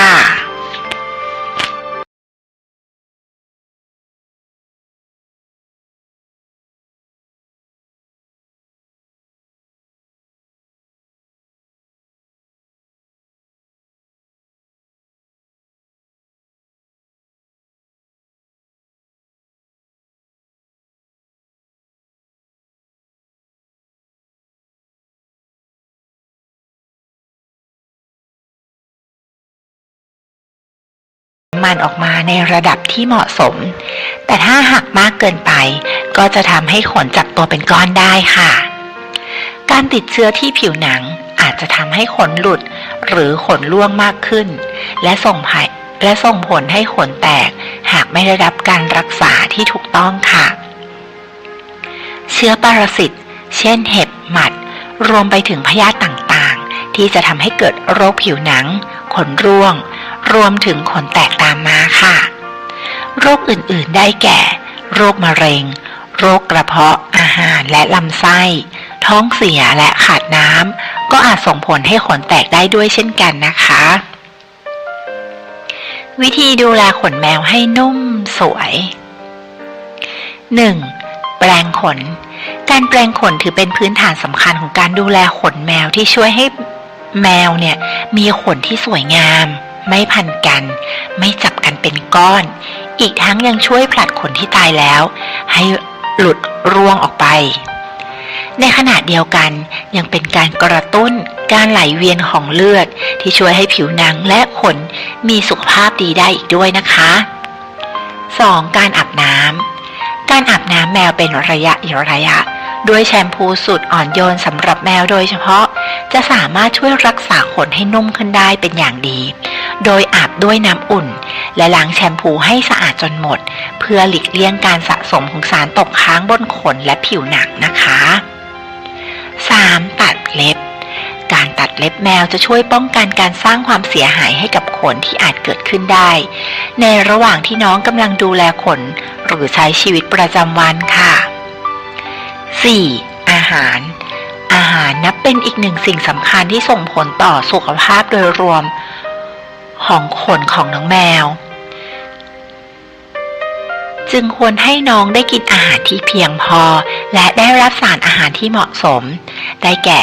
แร่ธาตุวิตามินโปรตีนคาร์โบไฮเดรตไขมันในปริมาณที่เหมาะสมและสมดุลกันนะคะ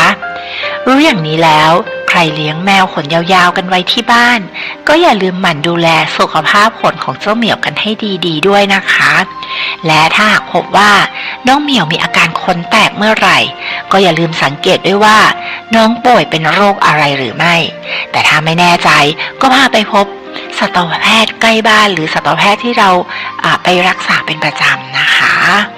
ค่ะอันนี้ก็จะเป็นเรื่องของแมวขนแตกนะคะเรื่องต่อไปนั้นนะคะจะเป็นเรื่องเกี่ยวกับเทรนด์สัตว์เลี้ยงในปีนี้นะคะ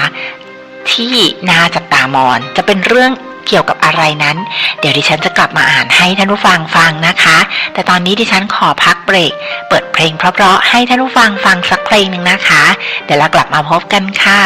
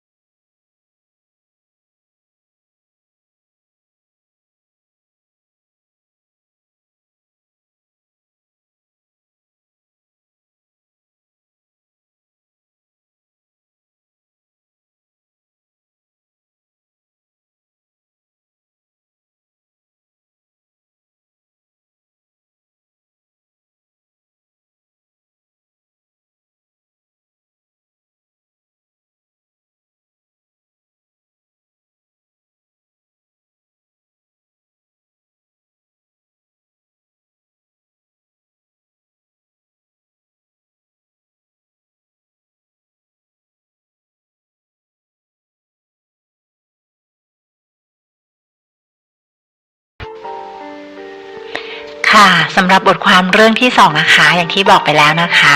บทความเรื่องนี้จะมีชื่อเรื่องบทความว่า10เทรนด์สัตว์เลี้ยงปี2024น่าจับตามองรู้ไว้ไม่เอานะคะ10เทรนด์สัตว์เลี้ยงปี2024การเปลี่ยนแปลงที่มีแนวโน้มจะเกิดขึ้นในปีนี้เพื่อยกระดับคุณภาพชีวิตของสัตว์เลี้ยงแสนรักค่ะการเลี้ยงสัตว์นั้นเป็นส่วนหนึ่งของวัฒนธรรมมนุษย์มาตั้งแต่ในยุคอดีตการซึ่งในแต่ละยุคเทรนด์และแนวทางในการเลี้ยงสัตว์ก็มีการเปลี่ยนแปลงอยู่ตลอดเรื่อยมาและในปีคริสตศักราช 2024 นี้ก็มีเทรนด์และแนวโน้มที่กำลังจะเปลี่ยนแปลงวิธีการดูแลสัตว์เลี้ยงอย่างสร้างสรรค์ซึ่งนั่นอาจจะเป็นผลมาจากความเข้าใจเกี่ยวกับสุขภาพและคุณภาพชีวิตของสัตว์เลี้ยงที่เพิ่มมากขึ้นส่วนมากจะมีเทรนด์อะไรที่น่าสนใจบ้างนั้นขอชวนท่านผู้ฟังตามไปดูกันเลยค่ะเทรนด์สัตว์เลี้ยง2024 1. ผลิตภัณฑ์สัตว์เลี้ยงที่เป็นมิตรต่อสิ่งแวดล้อมผลิตภัณฑ์สัตว์สำหรับสัตว์เลี้ยงที่เป็นมิตรต่อสิ่งแวดล้อมและปราศจากสารเคมีกำลังเข้ามามีบทบาทเพิ่มมากขึ้นเช่นของใช้สัตว์เลี้ยงที่เป็นมิตรกับสิ่งแวดล้อมผลิตโดยใช้วัสดุที่ทำจากธรรมชาติหรือสามารถนำกลับไปรีไซเคิลใหม่ได้ 2. ผลิตภัณฑ์สัตว์เลี้ยงที่มาจากพืชค่ะเรียกได้ว่าผลิตภัณฑ์ที่มาจากพืชหรือ plant-based product ไม่ได้มีแค่อาหารคนเท่านั้นนะคะแต่ยังขยายตลาดครอบคลุมไปถึงอาหารสัตว์ซึ่งตอนนี้ก็มีให้เลือกหลากหลายแบรนด์เลยทีเดียวค่ะแต่อย่างไรก็ตามก่อนจะเอาไปให้สัตว์เลี้ยงกินเจ้าของควรปรึกษาสัตวแพทย์ก่อนว่าสัตว์เลี้ยงของเรานั้นสามารถกินอาหารประเภทนี้ได้หรือไม่เพื่อป้องกันอันตรายที่อาจจะตามมาได้นะคะ 3. โภชนาการสำหรับสัตว์เลี้ยงแต่ละชนิดเนื่องจากสัตว์เลี้ยงแต่ละตัวล้วนมีสุขภาพร่างกายที่แตกต่างกันปัจจุบันผู้ผลิตภัณฑ์สัตว์เลี้ยงจึงหันมามุ่งเน้นในเรื่องของโภชนาการที่เหมาะกับสัตว์เลี้ยงแต่ละประเภทมากขึ้นและมีการศึกษาเจาะลึกรายละเอียดลงไปตามสายพันธุ์น้ำหนักการทำกิจกรรมต่างๆหรือปัจจัยเฉพาะอื่นๆเพื่อให้เจ้าของมั่นใจได้ว่าอาหารจะเหมาะสมและดีต่อสุขภาพของสัตว์เลี้ยงของตัวเองมากที่สุดค่ะ 4. โปรไบโอติกสำหรับสัตว์เลี้ยงโปรไบโอติกหรือจุลินทรีย์ที่ช่วยสร้างสมดุลในลำไส้จะทำให้ระบบการย่อยอาหารทำงานได้ดีขึ้นนอกจากจะช่วยเสริมภูมิคุ้มกันและสุขภาพระบบทางเดินอาหารของสัตว์เลี้ยงแล้วยังป้องกันอาการท้องเสียได้อีกด้วยโดยในขณะนี้มีผลิตภัณฑ์โปรไบโอติกสำหรับสัตว์เลี้ยงมากมายในตลาดทั้งในรูปแบบของขนมอาหารเม็ดผงและของเหลวให้เลือกเลยล่ะค่ะ 5. บริการกรูมมิ่งเคลื่อนที่จากการที่เจ้าของหลายๆคนไม่ค่อยมีเวลาพาสัตว์เลี้ยงของตัวเองไปร้านตัดขนทำให้เกิดความต้องการบริการดูแลตัดแต่งขนสัตว์เลี้ยงแบบเคลื่อนที่ซึ่งโดยปกติแล้วจะเป็นรถตู้หรือรถบรรทุกที่มีอุปกรณ์ครบครันขับไปให้บริการถึงบ้านเจ้าของสัตว์เลี้ยงและสามารถนัดเวลาได้ตามที่เจ้าของสัตว์เลี้ยงจะสะดวกเลย 6. ของใช้สัตว์เลี้ยงจากแบรนด์หรูแฟชั่นระดับไฮเอ็นด์ไม่ได้ถูกจำกัดเฉพาะแฟชั่นเสื้อผ้าของคนอีกต่อไปเพราะหลายๆแบรนด์ดังเลยนะคะอาทิเช่นหลุยส์วิตตองพราดายังขยายสินค้าไปยังตลาดสัตว์เลี้ยงไม่ว่าจะเป็นที่นอนปลอกคอรถเข็นซึ่งแน่นอนว่านอกจากจะได้ดีไซน์ที่สวยงามแล้วยังมาพร้อมกับความทนทานในการใช้งานอีกด้วยนะคะ 7. แกดเจ็ตพร้อมเทคโนโลยีไม่เพียงแต่จะมีแกดเจ็ตเพื่อช่วยดูแลสัตว์เลี้ยงของเราเท่านั้นแต่ตอนนี้ยังมีการพัฒนาเทคโนโลยี AI มาช่วยเพิ่มประสิทธิภาพในการทำงานอีกด้วยนะคะไม่ว่าจะเป็นปลอกคอติดตามตัวเจ้าตัวเล็กของเราจะไปเล่นโซนที่ไหนก็สามารถระบุตำแหน่งให้ได้ในทันทีโดยไม่ต้องเสียเวลาหาเองแ แถมปัจจุบันยังนำมาช่วยในการตรวจหาและวินิจฉัยโรคเพื่อให้การรักษาที่ถูกต้องแม่นยำมากขึ้นอีกด้วยค่ะ 8. ดีไซน์บ้านให้เข้ากับสัตว์เลี้ยงปัจจุบันหลายคนนับสัตว์เลี้ยงเป็นหนึ่งในสมาชิกของบ้านดังนั้นตอนนี้การออกแบบหรือดีไซน์บ้านจึงมีฟังก์ชันครอบคลุมไปถึงสัตว์เลี้ยงด้วยนะคะอย่างเช่นบันไดแมวห้องแมวรวมไปถึงเฟอร์นิเจอร์และของตกแต่งอย่างแผ่นรองฉี่กันน้ำสีสันสดใสประตูแมวที่สามารถติดตั้งได้ทั่วบ้านหรือโซฟาที่ใช้ผ้าที่ทนทานต่อการข่วนกัดและเป็นมิตรกับสัตว์เลี้ยงแถมยังมีความสวยงามอีกด้วยค่ะ 9. การบำบัดสัตว์เลี้ยงหากมนุษย์รู้สึกดีจากการนวดสัตว์เลี้ยงก็คงจะรู้สึกดีไม่แพ้กันโดยการนวดบำบัดสัตว์เลี้ยงมีส่วนช่วยปรับปรุงการเคลื่อนไหวของสัตว์เลี้ยงและการทำงานของระบบภูมิคุ้มกันและการรักษาหลังการผ่าตัดอีกทั้งยังช่วยสามารถบรรเทาอาการเจ็บป่วยอื่นๆอย่างเช่นความวิตกกังวลและอาการปวดเรื้อรังได้อีกด้วยนะคะ 10. การประกันสัตว์เลี้ยงอีกหนึ่งค่าใช้จ่ายที่เลี่ยงไม่ได้เลยก็คือค่ารักษาพยาบาลของสัตว์เลี้ยงที่ค่อนข้างสูงซึ่งประกันสัตว์เลี้ยงเป็นอีกทางหนึ่งที่จะช่วยลดภาระตรงนี้ลงไปในกรณีที่สัตว์เลี้ยงมีอาการเจ็บป่วยหรือเป็นโรคร้ายแรงนะคะทั้งหมดนี้ก็คือเทรนด์สัตว์เลี้ยงที่น่าสนใจและน่าจะเกิดขึ้นในปีนี้นะคะปีคริสตศักราช 2024 หรือปีพุทธศักราช 2567 นี่เองซึ่งเจ้าของสัตว์เลี้ยงก็ควรสำรวจและปรับตัวตามแนวโน้มเหล่านี้เพื่อให้การดูแลสัตว์เลี้ยงเป็นไปอย่างมีประสิทธิภาพและสร้างคุณภาพชีวิตที่ดีให้กับสัตว์เลี้ยงแสนรักของเรานั่นเองค่ะอันนี้ก็จะเป็นเทรนด์สัตว์เลี้ยงท่านผู้ฟังสนใจจะทำเหมือนกับว่าจะอยากจะเปิดบริการหรืออยากจะเปิดขายอยากจะทำอะไรขายก็ประมาณ10พวกนี้นะคะที่ดิฉันอ่านให้ฟังนะคะอันนี้ฉันทวนให้อีกทีนึงนะคะอันที่1จะเป็นผลิตภัณฑ์สำหรับสัตว์เลี้ยงที่เป็นมิตรต่อสิ่งแวดล้อมนะคะอันที่2จะเป็นผลิตภัณฑ์สัตว์เลี้ยงที่มาจากพืชค่ะอันที่3โภชนาการสำหรับสัตว์เลี้ยงแต่ละชนิดนะคะ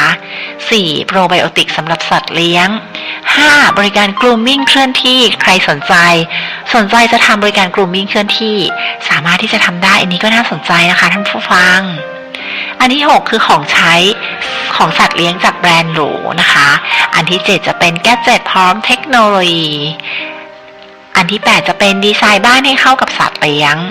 อันที่9การบำบัดสัตว์เลี้ยงอันนี้ก็น่าสนใจนะคะเปิดร้านบำบัดสัตว์เลี้ยงเลยคนที่รักสัตว์เลี้ยงมากๆก็อยากจะให้สัตว์เลี้ยงของเรามีความสุขสบายใจแล้วก็ผ่อนคลายนะคะ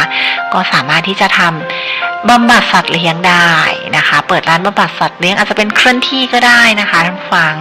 แล้วก็สุดท้ายเป็นการประกันสัตว์เลี้ยงก็เป็นการประกันสุขภาพส่วนคนยังมีประกันชีวิตเลยใช่ไหมคะในสัตว์ก็น่าสนใจนะคะท่านผู้ฟังถ้ามีประกันชีวิตก็น่าจะดีน่าจะเป็นอีกเทรนด์หนึ่งที่ผู้เลี้ยงสัตว์น่าจะสนใจในปีนี้นะคะนี่ก็จะเป็น10เทรนด์เกี่ยวกับสัตว์เลี้ยง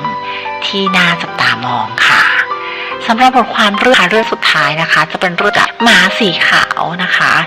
9สายพันธุ์หมาสีขาวและวิธีดูแลขนให้สะอาดนุ่มฟูน่ากอดเรื่องราวจะเป็นยังไงนั้นเดี๋ยวดิฉันจะกลับมาอ่านให้ท่านฟังนะคะแต่ตอนนี้ดิฉันขอพักเบรกฟังสักเพลงนึงนะคะเดี๋ยวเรากลับมาพบกันค่ะ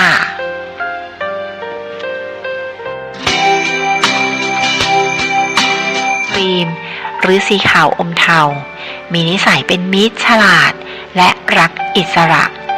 เข้ากับเจ้าของและคนในครอบครัวได้ดีรวมทั้งเด็กๆและสัตว์เลี้ยงตัวอื่นๆในบ้านชอบสื่อสารด้วยการเห่าชอบเล่นและทำกิจกรรมต่างๆค่ะสุนัขพันธุ์ที่2คือมอร์ทีสนะคะ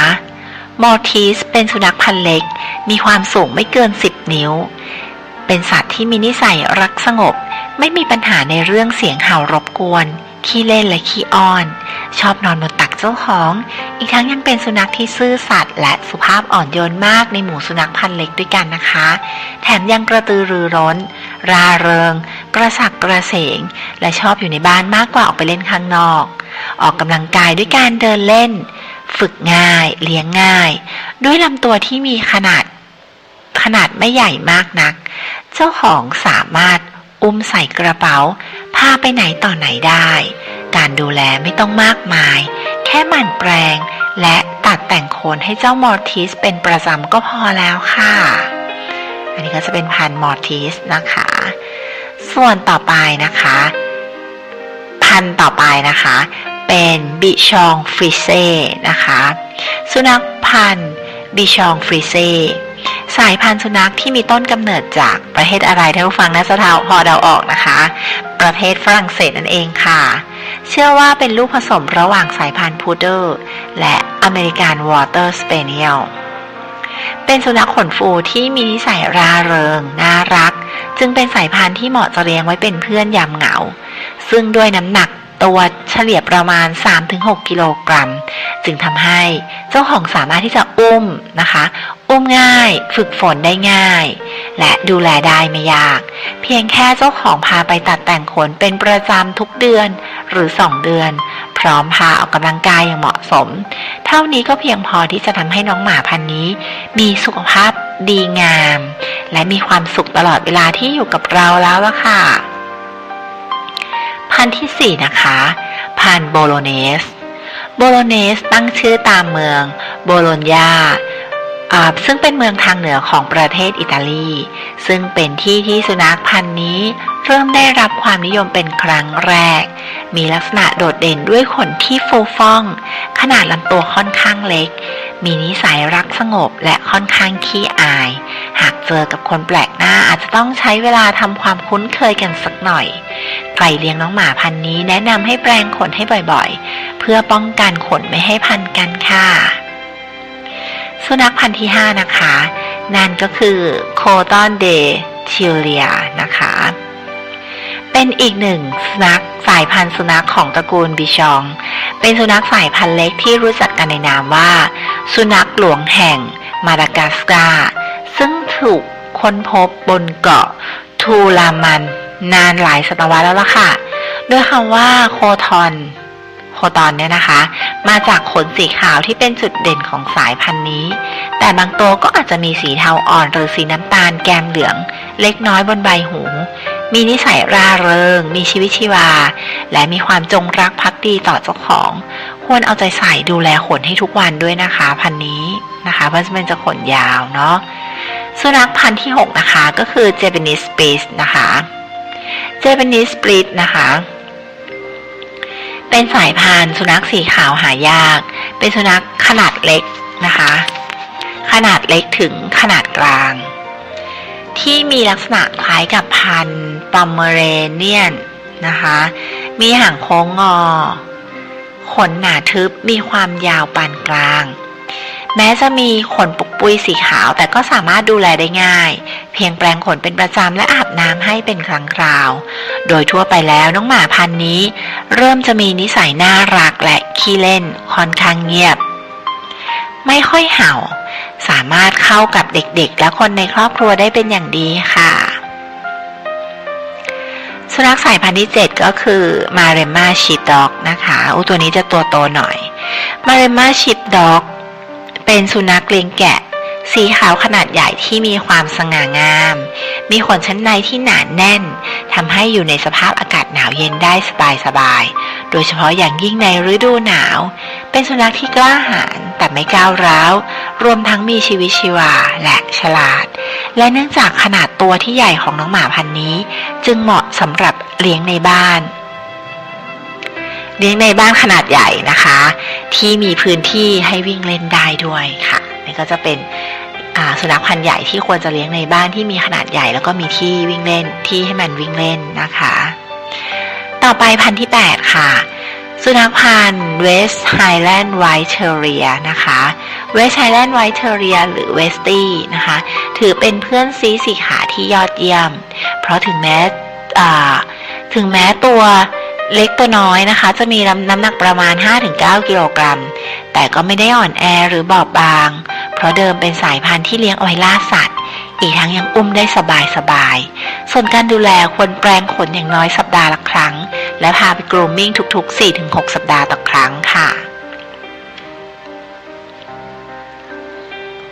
สุนัขพันธุ์ที่ 9 นะคะอเมริกันเอสกิโมตัวนี้คล้ายๆจะเป็นนิสปีดเลยค่ะ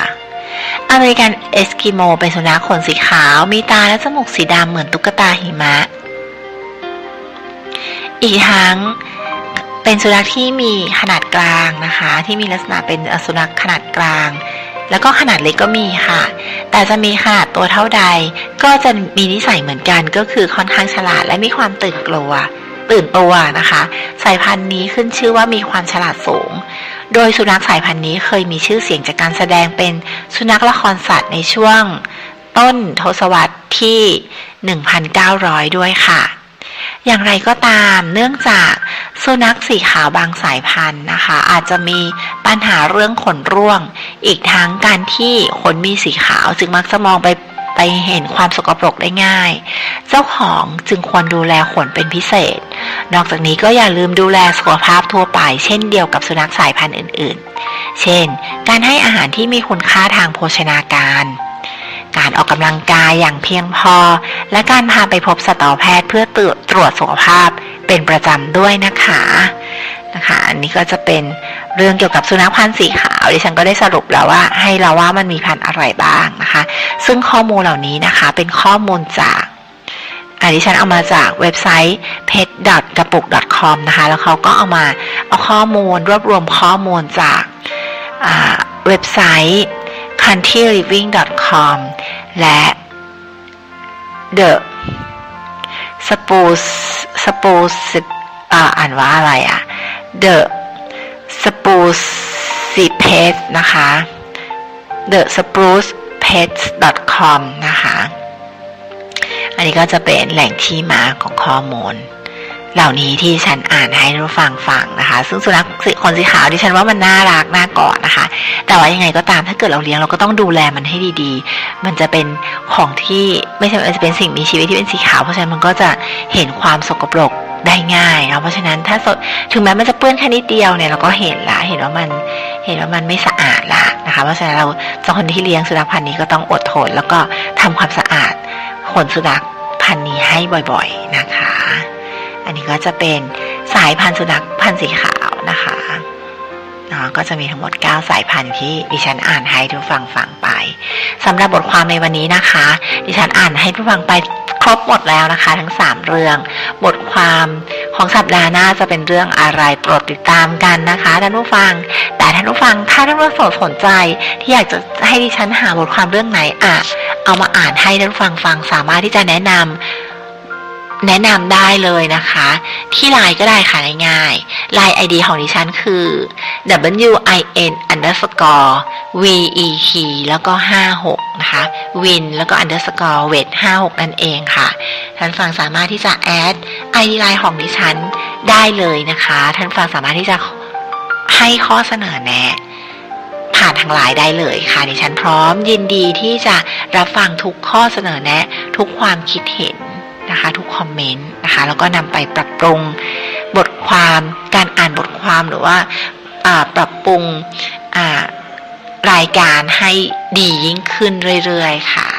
ขอบพระคุณท่านผู้ฟังทุกท่านที่ติดตามกันมาตั้งแต่ช่วงต้นของรายการนะคะขอบพระคุณและสวัสดีค่ะ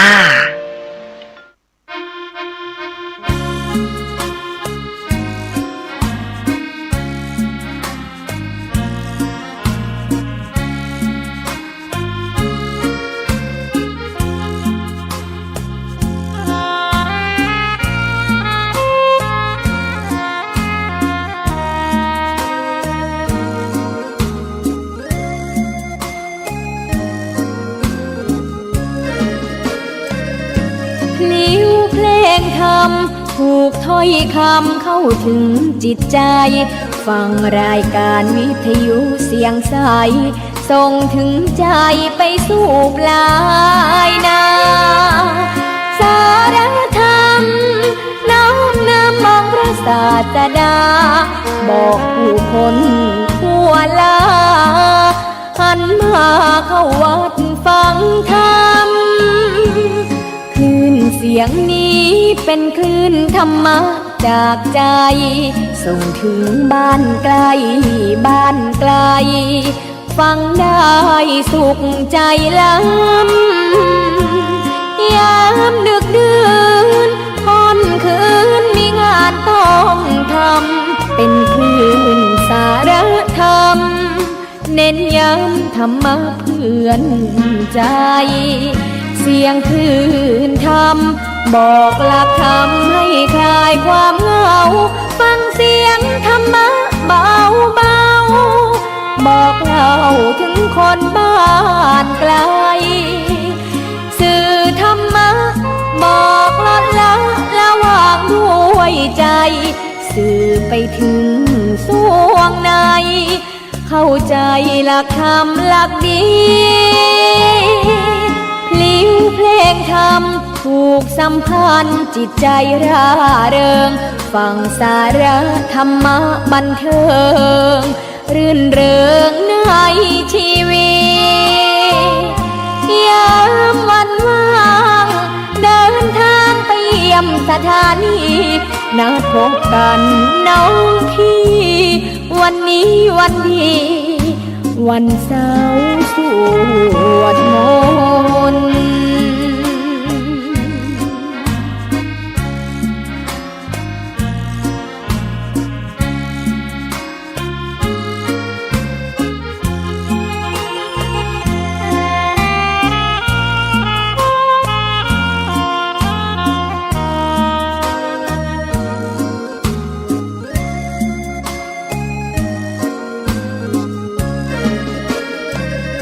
เสียงคลื่นธรรมบอกหลักธรรมให้คลายความเหงาฟังเสียงธรรมะเบาเบาบอกเล่าถึงคนบ้านไกลสื่อธรรมะบอกลดละละวางด้วยใจสื่อไปถึงสวงในเข้าใจหลักธรรมหลักดีพลิ้วเพลงธรรมผูกสัมพันธ์จิตใจร่าเริงฟังสาระธรรมะบันเทิงรื่นเริงในชีวิตยามวันว่างเดินทางไปเยี่ยมสถานีนัดพบกันน้องพี่วันนี้วันดีวันเสาร์สวดมนต์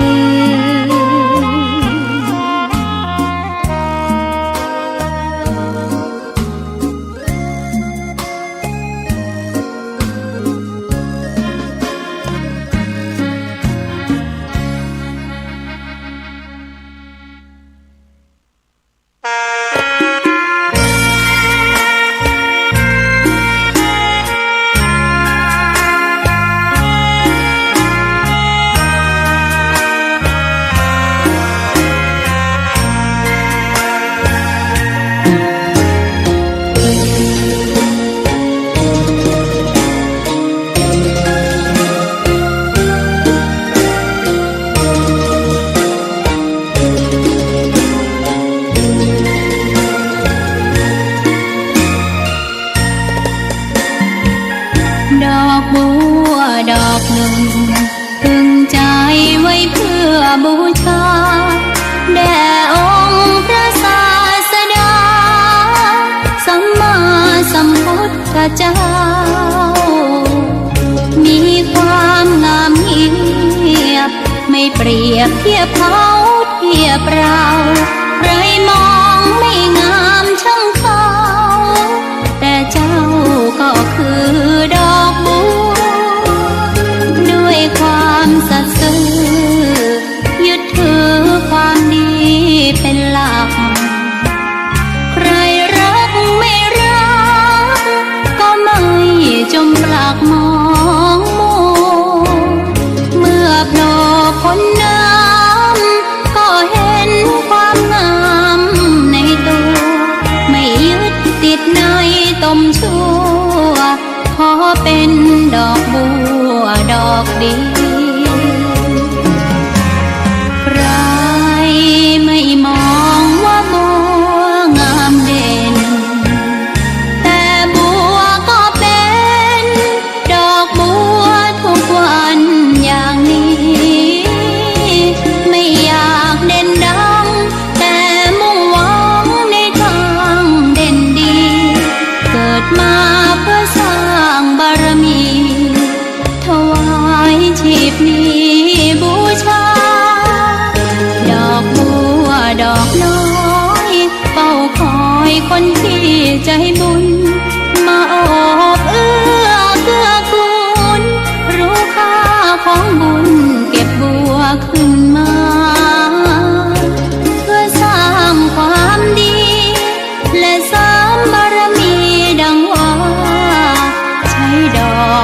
นี้บูชาพระสัมมาสัมพุทธองค์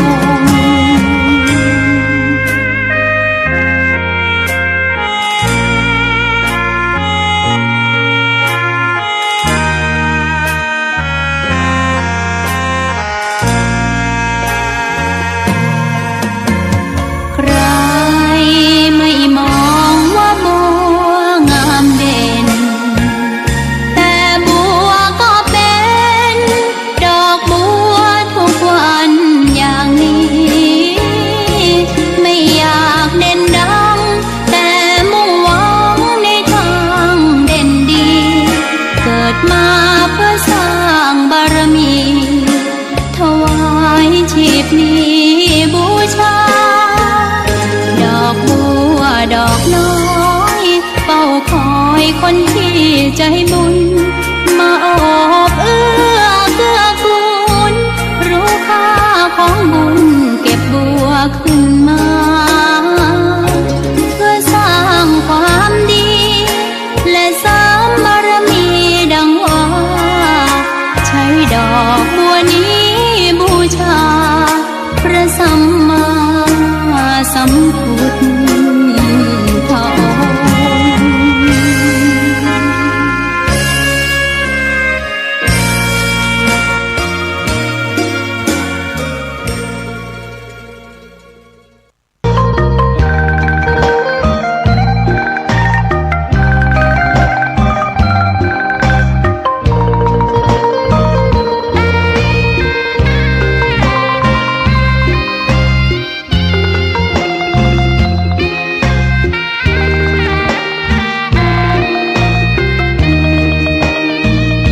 ชะตาฟ้าหรือบารมีชักนำถึงอยู่แสนไกลล้ำพระธรรมไม่มีมองไม่ฟ้าเพียงดินยังทวินฝันไฟเข้าดงขมิ้นเมื่อใดอิ่มอกอิ่มใจเสมอสายทางคนดีใจน้อมอธิษฐานบารมี สิ่งดีที่ได้พบเจอ เห็นชายผ้าเหลืองทุกวันฝันเพ้ออยากบวชจริงละเมอเข้าวัดบ้านคงเป็นบุญที่เคยเป็นทุนสร้างมารักผ้าเหลืองดังว่าปรารถนายึดมั่นอยากบวชทุกทีผ้าเหลืองผืนนี้ผูกพัน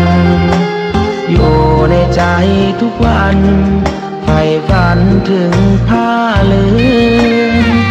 กายวาจาใจสัญญาว่าไม่เสื่อมคลายหัวใจมุ่งหมายเนือง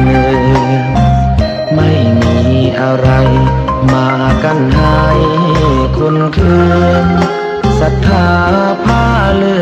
องบวชเป็นเรื่องใหญ่เรา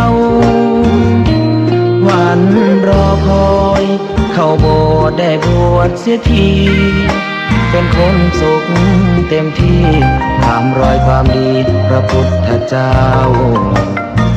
ไม่ลืมบุญคุณพ่อแม่การุณเลี้ยงเรา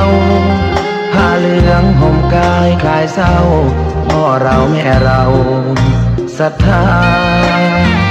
สุขใจจริงๆเป็นชายแต่หัวใจสิงพูดจริงทำจริงทุกคราทุกคืนทุกวันผ้าเหลืองพันผูกกายาโอ้น้อวาสนาพระธรรมนำพาชีวิต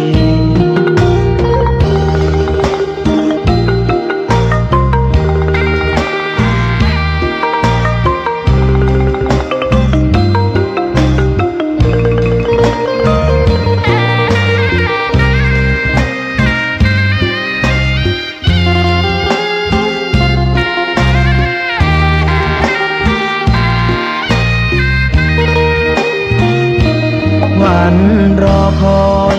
เข้าโบสถ์ได้บวชเสียทีเป็นคนสุขเต็มที่ตามรอยความดีพระพุทธเจ้าไม่ลืมบุญคุณพ่อแม่การุณเลี้ยงเราผ้าเหลืองห่มกายคลายเศร้าพ่อเราแม่เราศรัทธาสุขใจจริงๆเป็นชายแต่หัวใจสิงพูดจริงทำจริงทุกคราทุกคืนทุกวันผ้าเหลืองพันผูกกายาโอ้น้อวาสนาพระธรรมนำพาชีวิต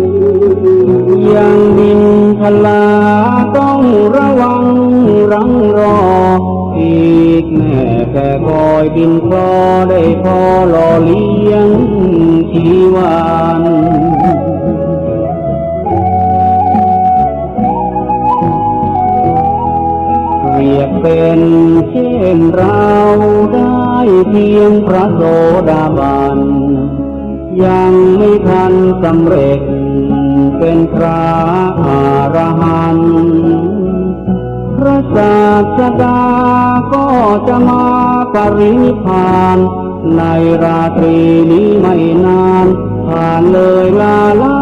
บลวงไป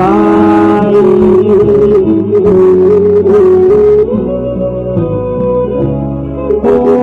เราท ทำชันใดเมื่อสิ้นแล้วพระผู้ทรงชัยพระอานนท์กำสด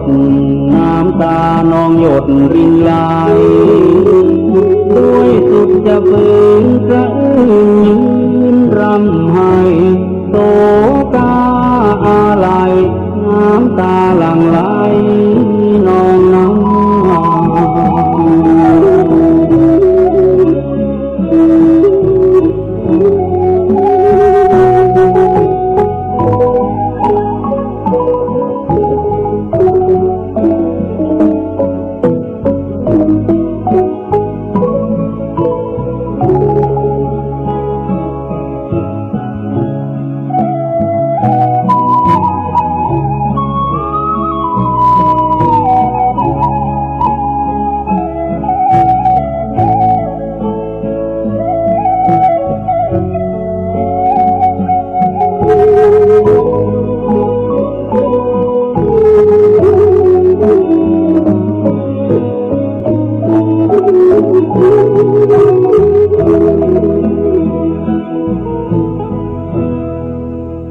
องค์พระโท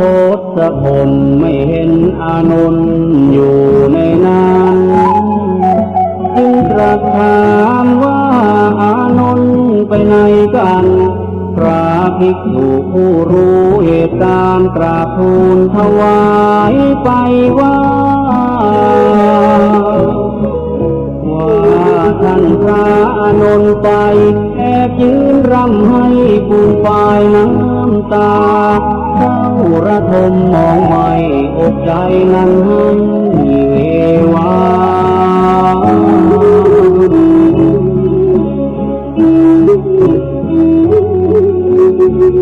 ยามใดสิ้นสูญพระดุลยศาสดาก็ดังชีวาพระอานนท์นั้นสิ้นไป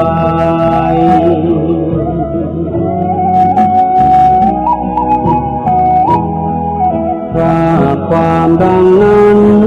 พลันองค์พระทรงชัยให้ตามพระอานนท์มาใกล้แล้วย้ำทำให้ปลอบโยน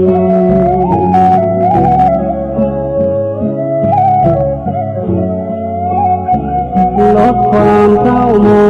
งที่เข้าครองในกมลแก่พระอานนท์ให้คลายทุกข์วิญญา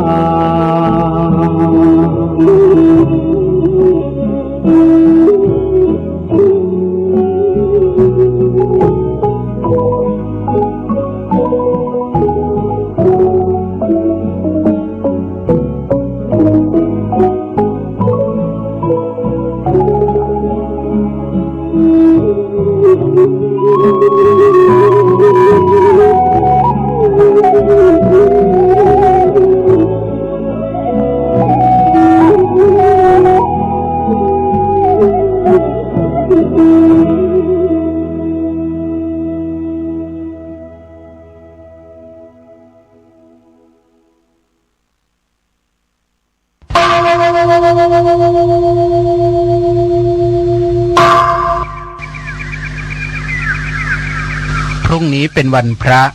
ขอเชิญลดละอบายมุขทำจิตใจให้สงบสะอาดปราศจากสิ่งเศร้าหมองทั้งปวงเข้าวัดฟังธรรมแล้วไหว้พระสวดมนต์ตามสมควร